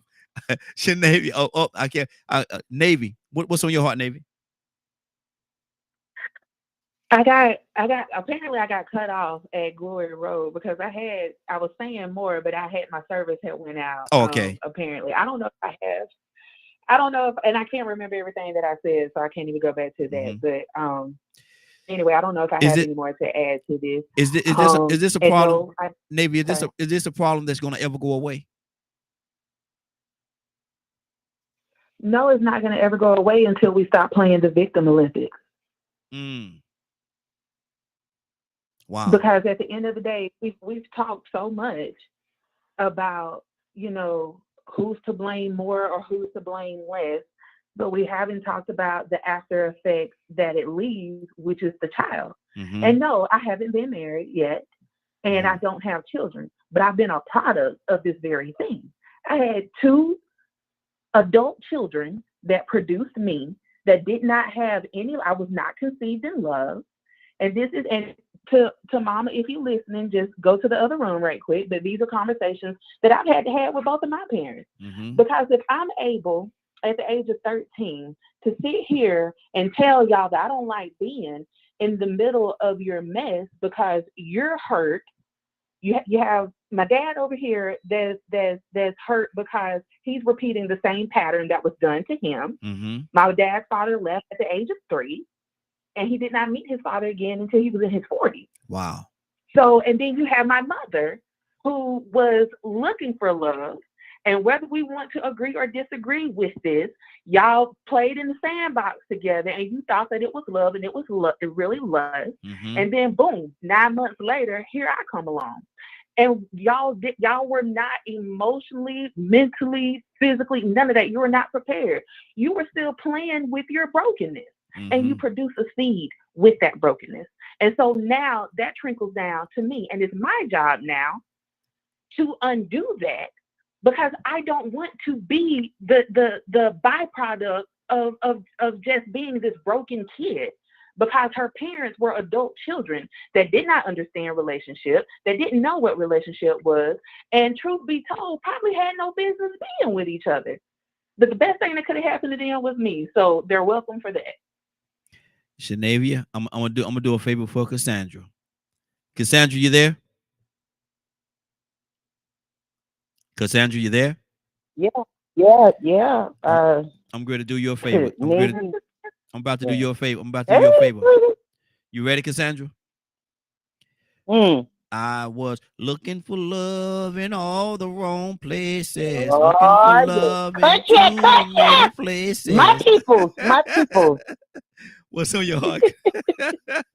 What's on your heart, Cassandra? Yeah, Navy, you hit it on the head because I was the product of teen parents, and they know what I don't know, whatever. Stop it, Ryan. But and it ended up hurting me because I spent all of my childhood feeling rejected, and why didn't my daddy want me? Why, what did I do? People really don't realize the damage that they cause to their children because of their stupid behavior. And I agree with several people on here when they say when people are doing the horizontal mambo, it's all about lust. It's all about getting off. It's all about Mr. What's his name? He said, because it feels good. I don't know how good it feels, but I guess it feels good. I can't remember. Well, Cassandra, it's been a long time, Cassandra. It's been a long. It's been a long time. I don't know. I guess it still feels good. I don't know. I don't even remember. Whatever. But it's but he's right. It's all about a feeling. People doing things that they Leonard said it. They just trying to get what they can get. Yeah. And keep it moving. But then the byproduct of what you did, your lust, is that we have all of these children that they feel unwanted, and they are unwanted by a lot of people. They don't want, the woman doesn't want them, and the men don't want them. Yeah. So you have all of these damaged people that you're leaving because of your few minutes of lust. So so Leonard, what are these products? What are the products of your temporary pleasure? What are they supposed to do?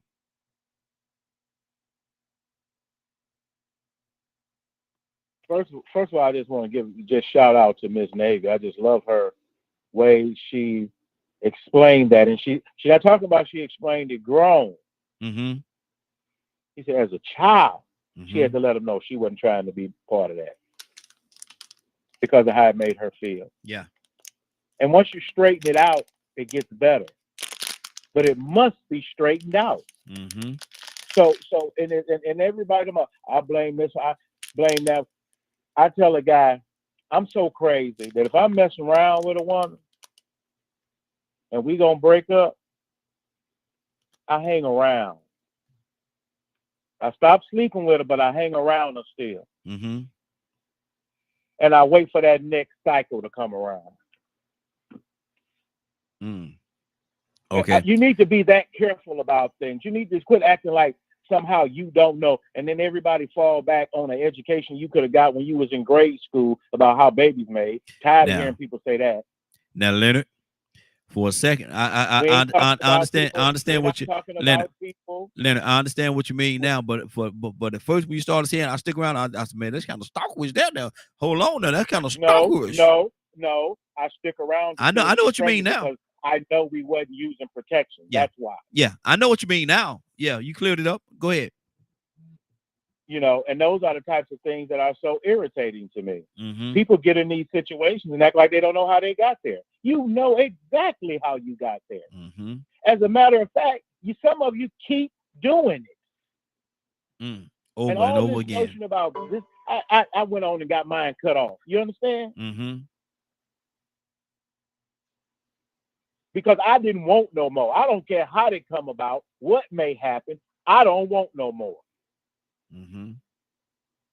So every man that comes to me and talks to me about it, I'm no. You go cry to somebody else because I'm not him. Mm-hmm. Mm-hmm. Now, if you're gonna be a man, you take responsibility for what you have done, and whatever wrong you have done, you make it right. Stop laying men. If you want to save yourself some heartache, stop letting whores have your baby. Hey, boy, what's wrong with y'all today? That's what it is. We got to figure out brothers. What's wrong with y'all today? If you hurt. 3 other kids and 3 baby daddies, Negro, you number 4. Mm. So stop playing this game where adults act like they don't know. Mm-hmm. Mr. Hicks, because you do. You do it willfully and you do it intentfully. Mm-hmm. So we shouldn't play. We should stop playing this game. Exactly. Let me say this right here. I'm totally changing the topic right now for a second. We're gonna go back to where we are, and then we'll probably move on to something else in the last 30 minutes. But I need y'all to say a prayer. Willa reached out to me. She said she's actually going into a sister's service right now. You know, she lost her sister a few days ago. And so she's actually she reached out to me, let me know that she's going into the service. So I want all of y'all to pray for her. Pray for her strength and the strength of the family. So if y'all get an opportunity in your quiet time, in your quiet moments. And Tucson, you there? Tucson. Wait. Yeah, I'm over here working. Yeah. Hey, look here. Ryan said you must be asleep over there. But I'm probably gonna get you to pray us out today, and I want you to add Willa into the prayers as you pray us out today, if that's okay. Fair enough. Okay, we'll get there. Good deal. We'll get there. Leonard, finish your thought, brother. But you know, it comes to a point, and I like the way Toya said, everybody needs to be responsible for themselves. Mm-hmm. I am so blessed that I don't have these horrible relationships, because I never wanted to be in that situation. So I was very careful about who I associated with, who I slept with, and things of that nature. Mm-hmm. Because I had enough sense to look around me and see what was going on. Mm-hmm. If you want to make sure that you can see like Kurt mentioned about the law, this, that, or the other, and the law says this and that, but you got to say something for the law to get involved. Mm-hmm. You got to have an internal law. that says, you know what? And to those men, I know men who, like I said, they just get people pregnant. Mm-hmm. That's their thing. Mm-hmm. They'll never plan on taking care of. But you know that type of person. Yeah. Yeah. That's so good. When you sit around and you look 17-year-old boy, he ain't got nothing, somebody taking care of him. What makes you think he'd be a great father? So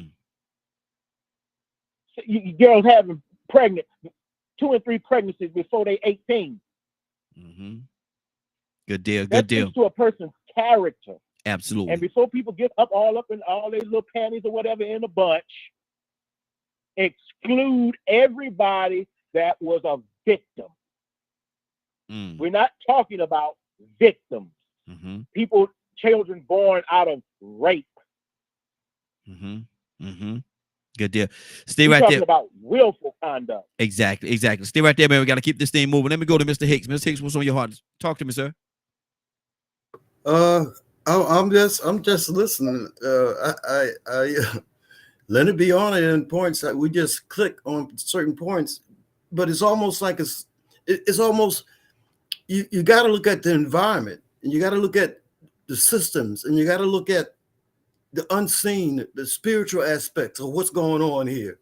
You know, I mean, if we let's come from that base. Let's come from a base that there's a war, there's a battle. We're born in the middle of it. We're born right in the middle of a battle from over good and evil, you know, and the impulse of nature that's inside our bodies. You know, it's like, you know, you can raise a child. That's what that says bring up a child in a way that he, you know, that when he's old, he'll still get it. It won't depart. Yeah. And that's the essence. But, you know, you can do all you can for your children. They're going to still make their choices. When that biological thing kick in those young teenagers a lot of cultures, we say like when a young girl have menopause, shoot, she's a woman. When that boy becomes 13 and he can make a baby, he's a man. And the men take him out and take him some rituals and make him know who he is now, what he got to do. But when you create a society and create an illusion that they still children when they menstruate and they still little boys, they're men and they're women. You know, when you think historically, that whole teenage thing was created to keep them out of the workforce. When they started to get rid of child labor is so bad. Okay, that's adolescents and teenagers. And that's a whole argument about now when they have a right to say who they identify themselves. So the school want to hide it because they're in there saying, I feel like I'm a boy and I feel like I'm a girl. And they're saying like, we're going to handle that here because you have that right. So there's a lot of things going on, but it comes back down to the spiritual. You know, it comes down to recognizing no matter what circumstance you were born, whether you were born out of product of rape, whether you did have. Now, I had a father that was there but was not there. Living and surviving was so hard that he worked his head off. He worked 2 and 3 jobs. I very, very rarely saw him. When I saw him, it was quality. He was coming around the room after he's coming for his 3rd job, sitting down and saying, "What's going on, Ed?" A gentle spirit. Yeah. But it put inside me. It put inside me, and I've always had this. I've had a desire to work. I will work. Any job I go on, I start at the bottom, I end up at the top. Simply by being on time, following the rules and all that stuff. I gave a man a full day's work for a full day pay. Yeah. But you better but the thing is, but you better come to me right now. You better talk to me straight. You better handle it straight because I'm gonna leave. I'm gonna quit this job. I'm gonna go upside your head. One of the two. Now, when I was young, I go upside your head. But when I got older and more mature, I just got another job. I'm gonna tell you something, Mr. Hicks, and I'm just gonna, I'm gonna clean this up for you real quick, okay? I'm gonna clean this up. Now, if you go upside your head, you might well go over here on the quick, or you ain't gonna be working that no more anyway. So you hit the boss upside the head. That's pretty much you quitting. That's pretty much like you getting fired or It's a difference. It's different. Yeah, I know. It's a difference. The next time you start dealing with people, you're gonna have that memory. I remember this one guy I ran into back then in 1973. I remember time I was up on a job, up on one of those lifts doing an asbestos removal. This guy walking a contaminated area, no respirator or anything, no Tyvek or anything, and he stands out below my thing and asks the supervisor, say, "Who's that Mo, Larry, and Curly up there?" I overheard him. I took the lift down, grabbed the pipe, and chased around that place 100 times. I was going to break his neck. So the next time I do things, for the next time, you're going to think about how you treat people, because you ran into somebody like this, somebody that ain't, and I wasn't tilted right. I had a mental, I was PTSD. I was violent. You got to respect that that's inside of everybody. That's good. But That's good. Yeah, absolutely. We're gonna change up a little bit, because I heard you over there, Miss Hicks. I heard you over there. You going in? I'm laughing at myself. Shoot, that's who I am. That's who I used to be, and it is always still down inside me. Yeah, and I'm gonna go to Toya with a T. We're gonna switch up the topic right now. We got a little less than 30 minutes. Toya, you there? Toya?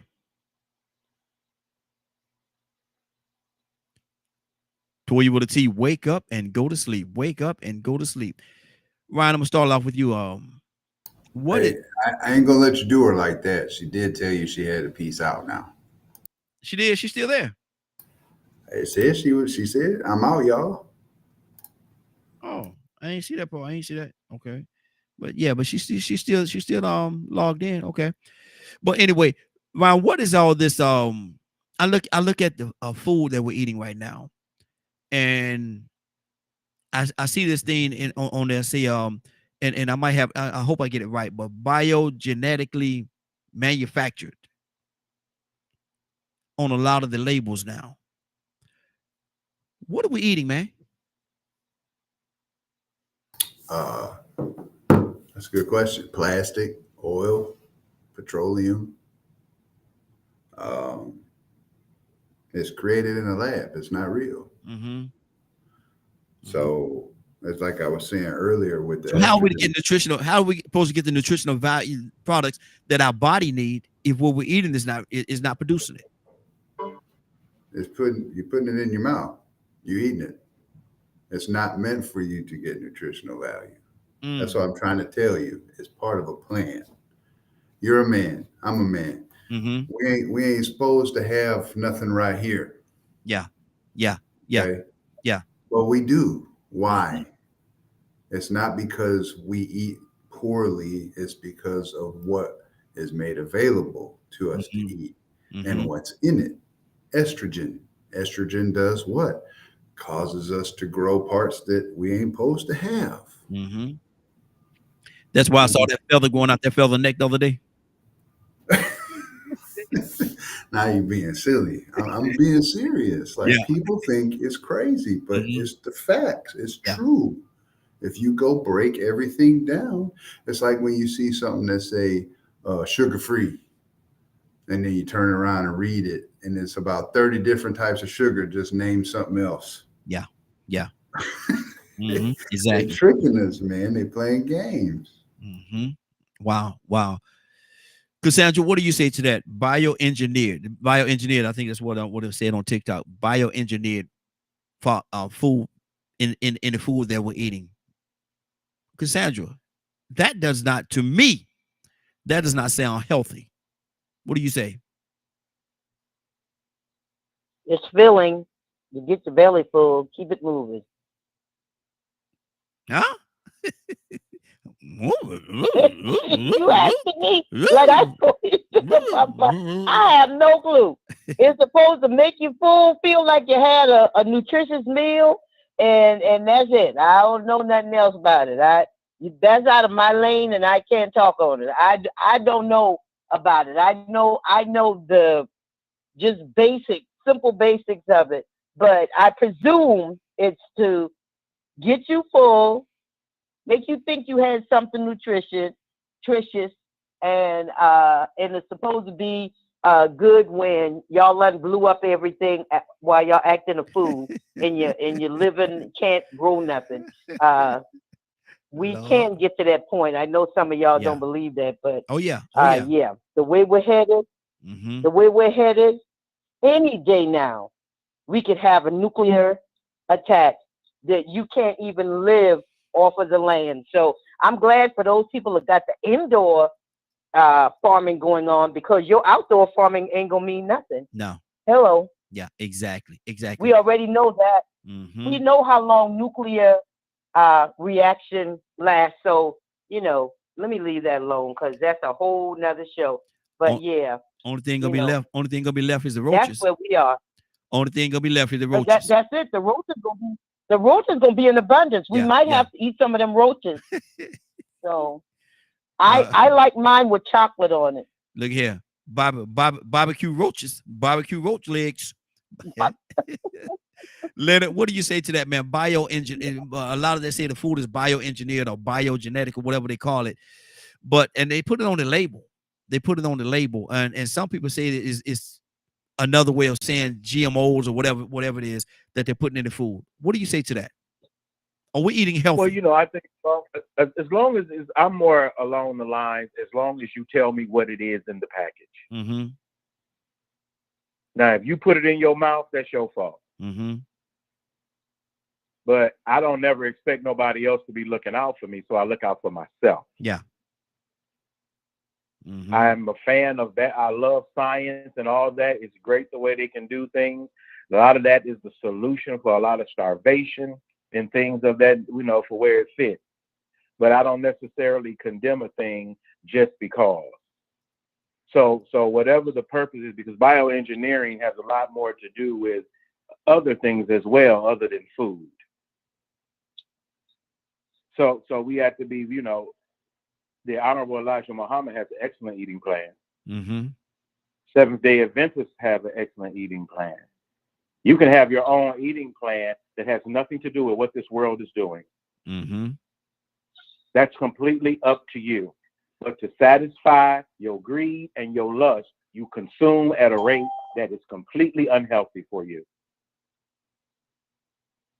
So if you take that eating as serious as you take religion, as serious as you take politics, as serious as you take your passion for everything else, you'll become a healthier and better person. It is possible for a human being body to be completely supplemented by a liquid.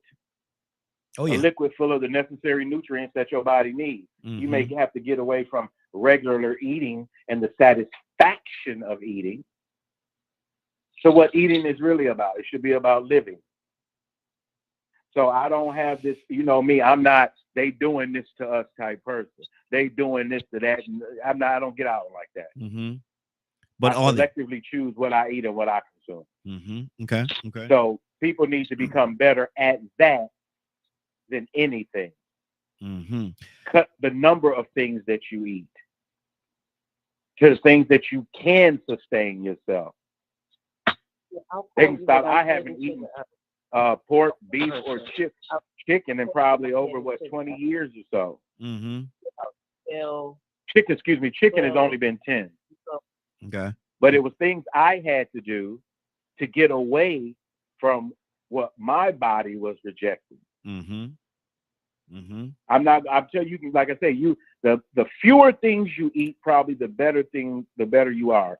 If you look at most people and immigrants or what have you, they have a pretty basic diet. They eat the same things.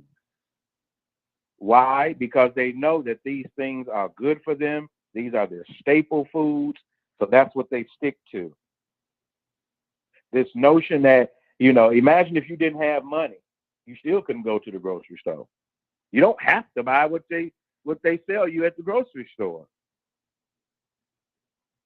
You can go to Fresh Market and eat just fresh food. If you go to other countries, everybody don't have fresh. They eat fresh. Good deal. We're about to get out of here. We got about 15 more minutes left before we get out of here. But I want to go to a few more people. Let me go to Tucson. Tucson, what are we eating, man? Are we eating healthy, or are we eating ourselves to death?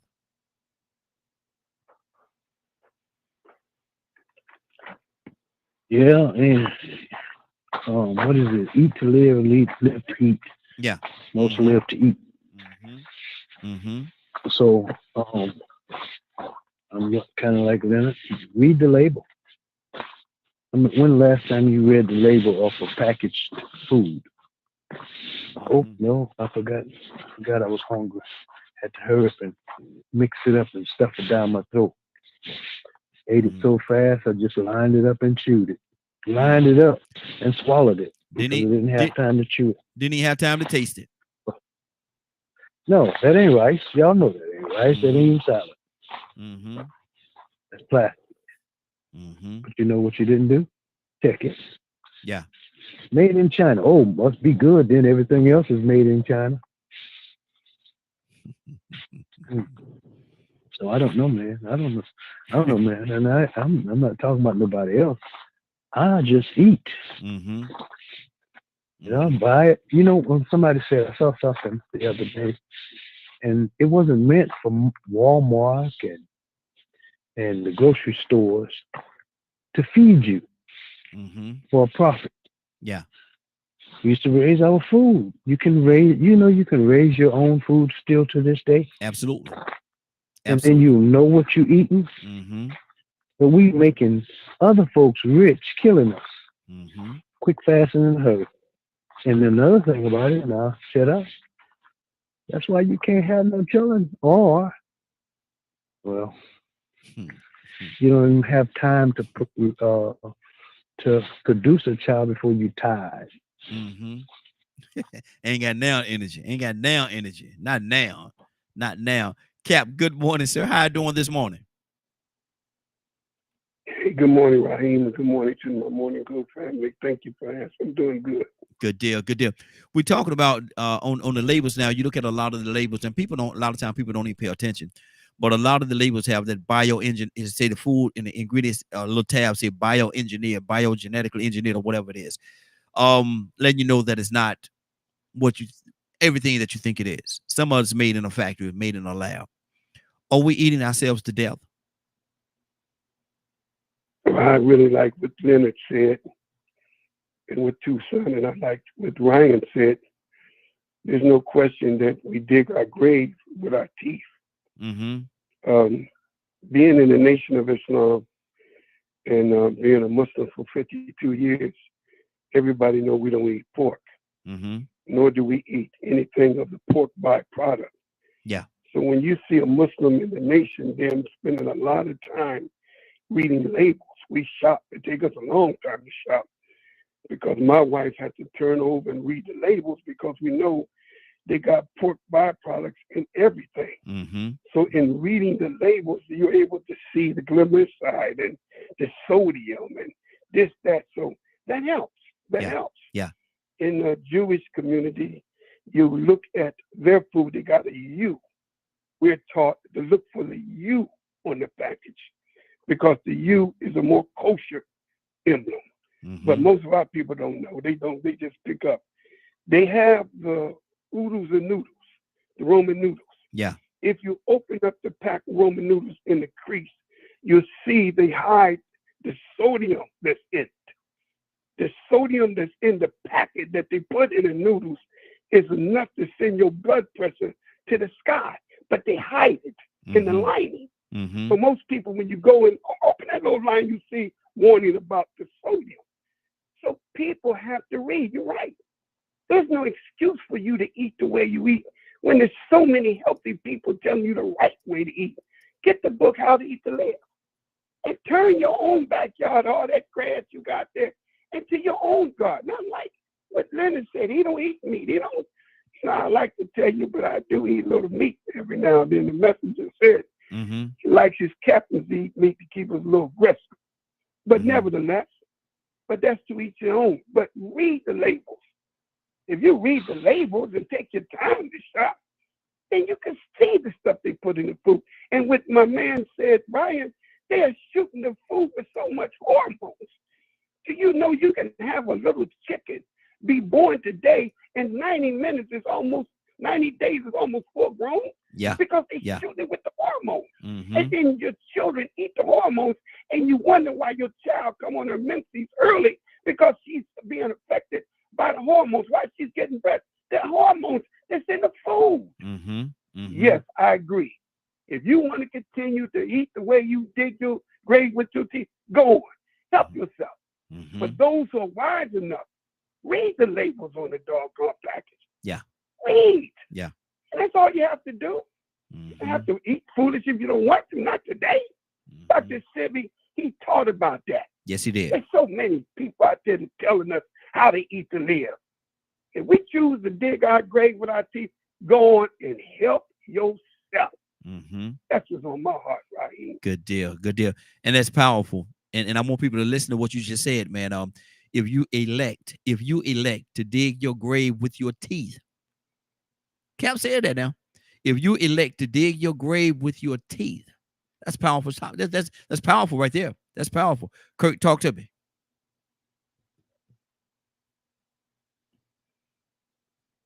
Yeah, I mean, you know, I got my first lesson back in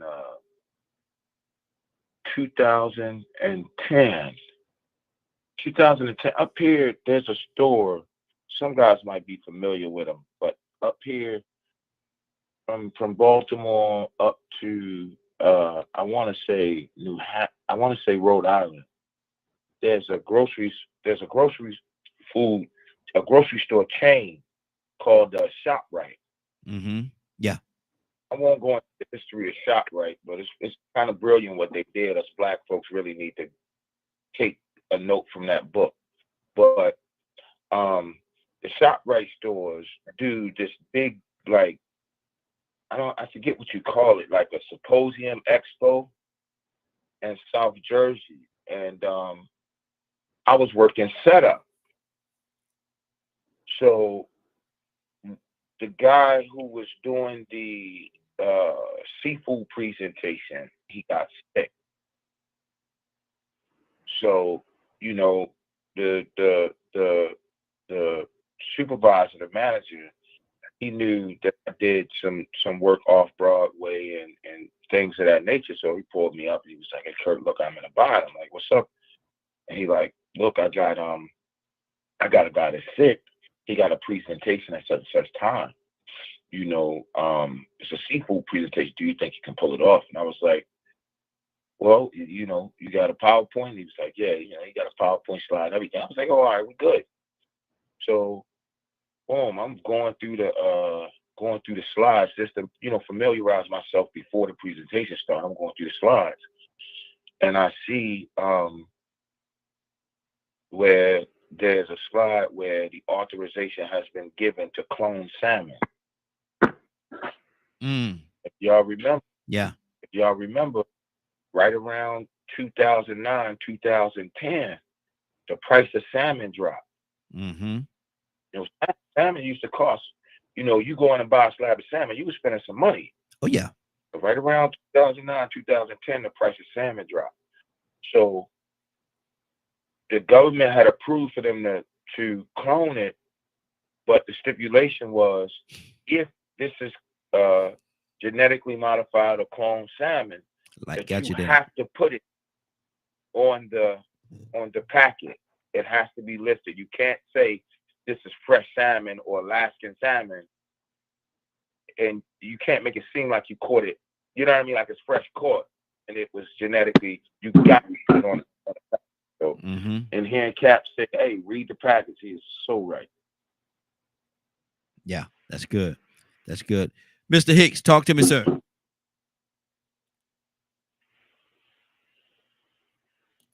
Mr. Hicks?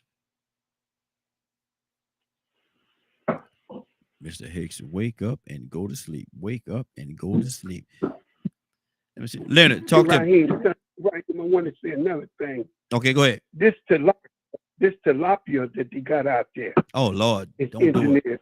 Yeah, don't do it. And people begin to eat tilapia, but they use tilapia today to go into the sewage. So wherever the people let their waste come into the sewage, they put tilapia fish, because tilapia fish will eat the bowels. They will eat the waste that comes out of human beings. Now that's been known. So a lot of people are not eating tilapia no more. I remember when it first came out, but it is a generic, and like Curtis said, it is a generic east fish. Ain't no fish out in the ocean called tilapia. No. And I just want to say that. Exactly. That's good. That's good. And a lot of people don't know that. A lot of people don't know, man. You know, go check out its history and where it began. You can find it. It ain't hard to find. It ain't hard to find at all. Mr. Hicks, are you there?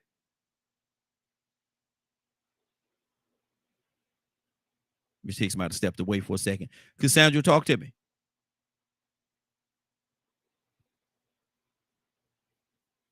I love tilapia.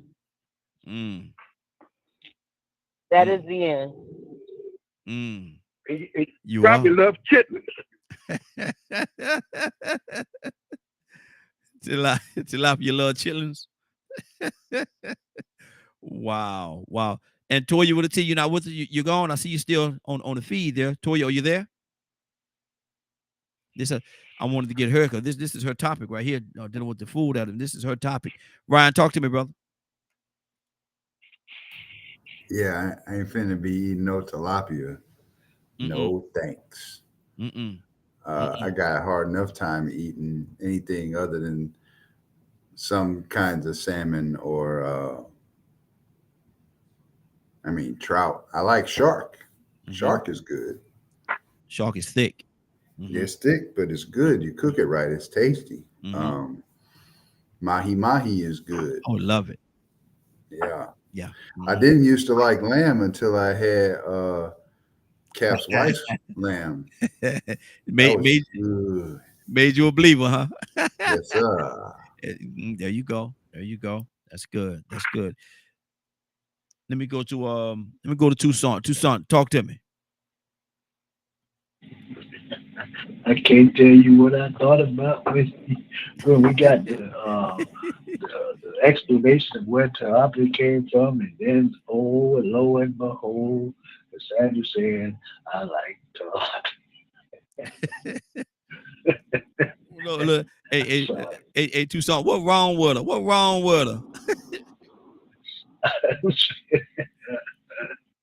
I'm not gonna say. I'll call you later and tell you what I think.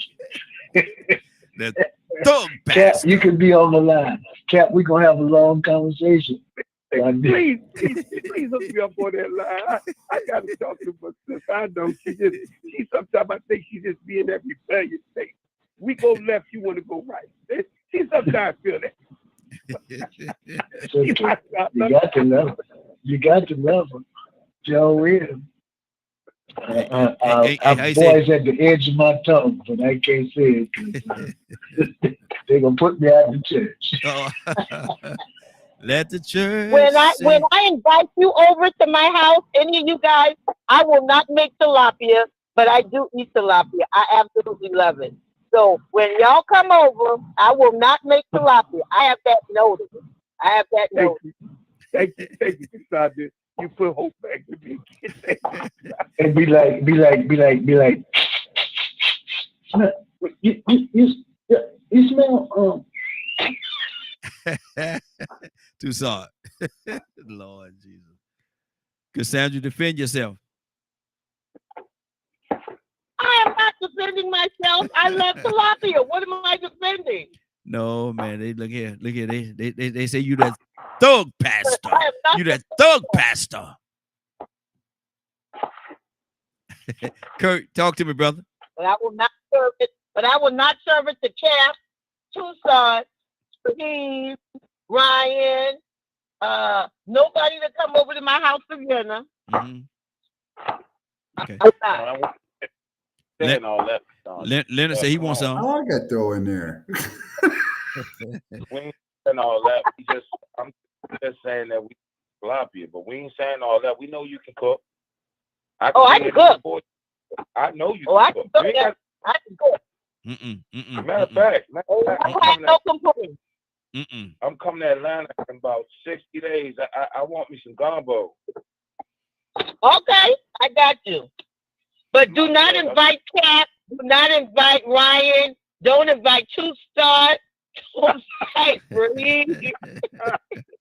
None of them can come.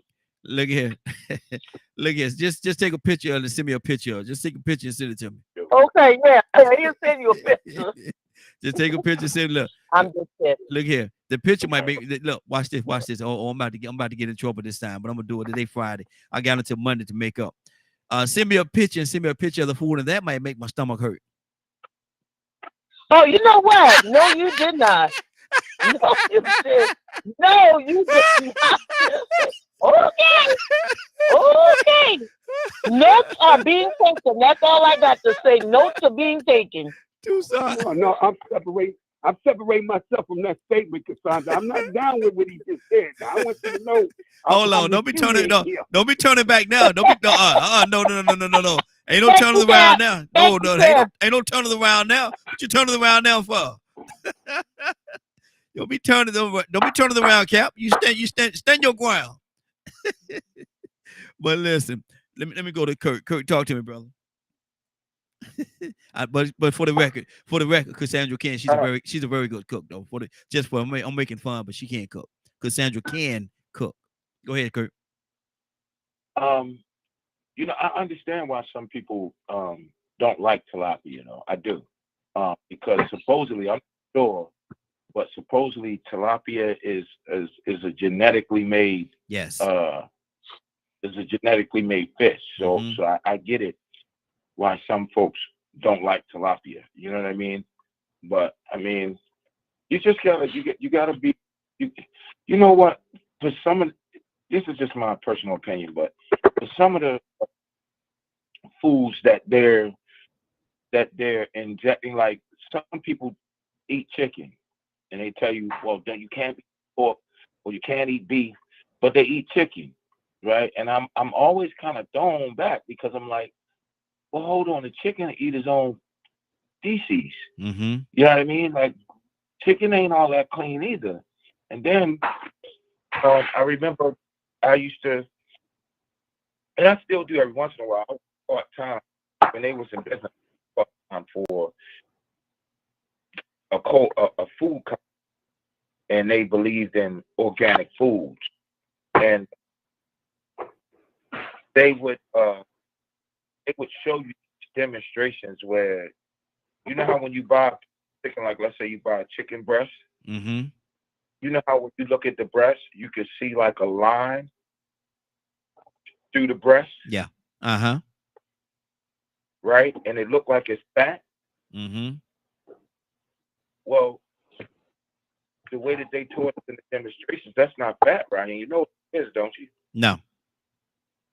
That's the hole from the needle. Good Lord. When they inject chicken, if the chicken is not organic, when they injected the chicken steroid or whatever, you know, a needle it not only gets skin, but it basically puts a hole in the tissue. Okay. And that's all like steroid and stuff like that. But you know, I'm gonna put that, you know, stuff properly. You probably down to look out most poisons that's in it. I don't know.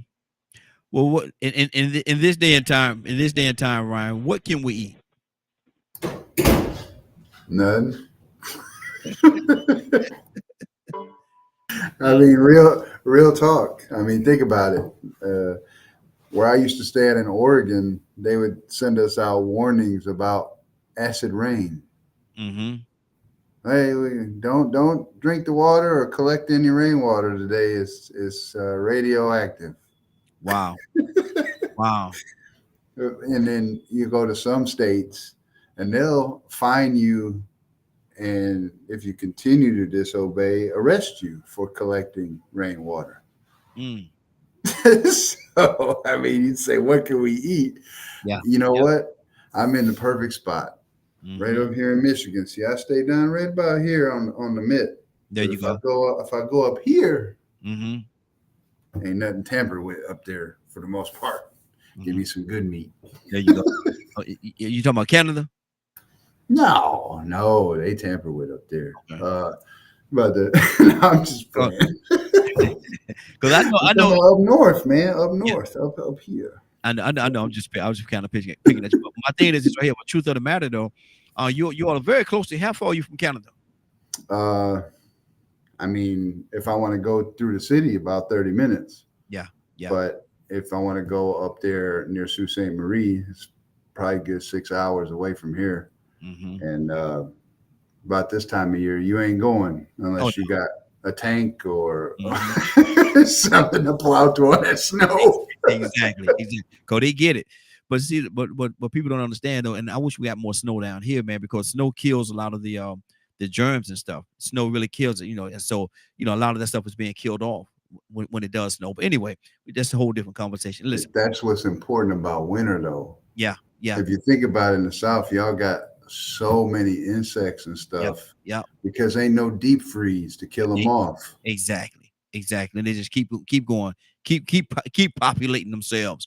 But anyway, Leonard, somebody tune into this broadcast, man. Somebody tune into this broadcast a little late, maybe an hour ago, if not later than that.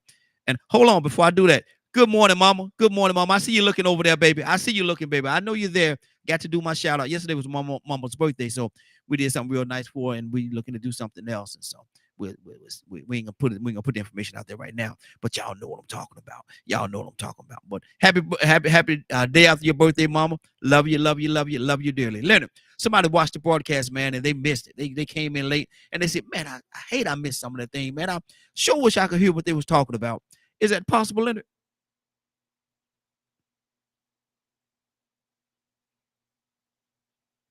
Oh, Leonard, I got you on mute, man. You have some background noise. Let's do it again. Is that possible, Leonard?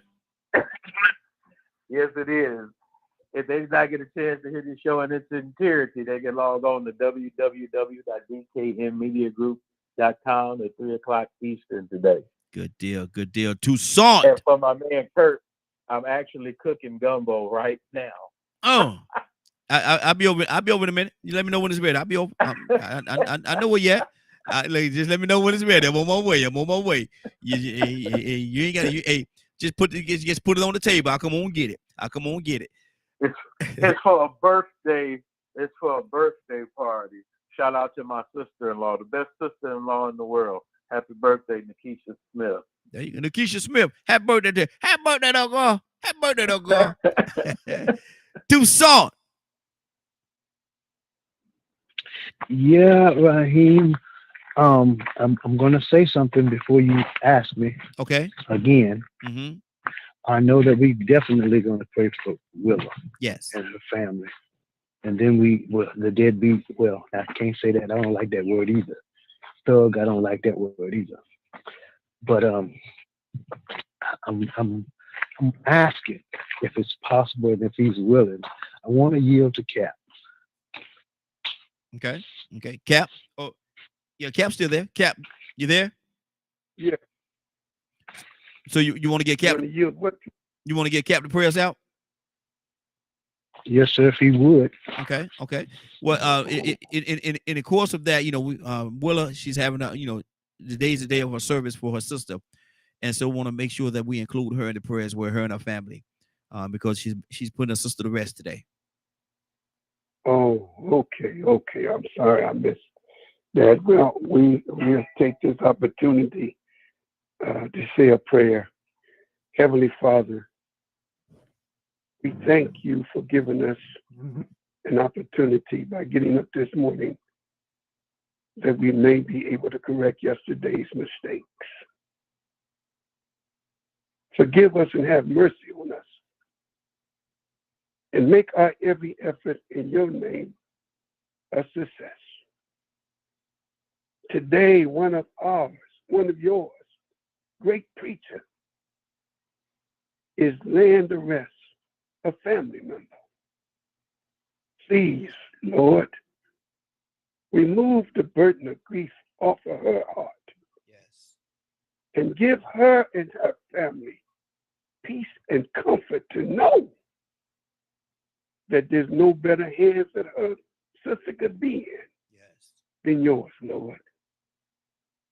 For you are the givers of life, and surely you are who we return back to. Bless Raheem. Bless this wonderful, wonderful show that gives so much life and knowledge to those that seek you in a better understanding. I thank you, God, for allowing me to be a part of such a wonderful family.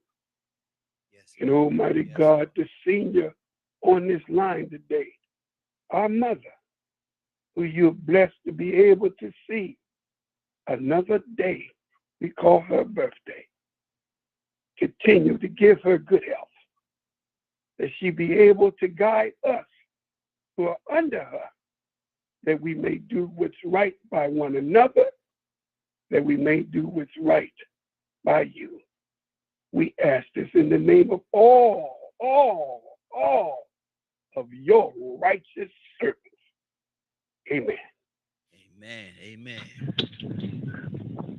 Good deal. Well, today is Friday, y'all. Made it through another week. Today is Friday. Anybody got anything they want to say before we get out of here? Amen. There you go.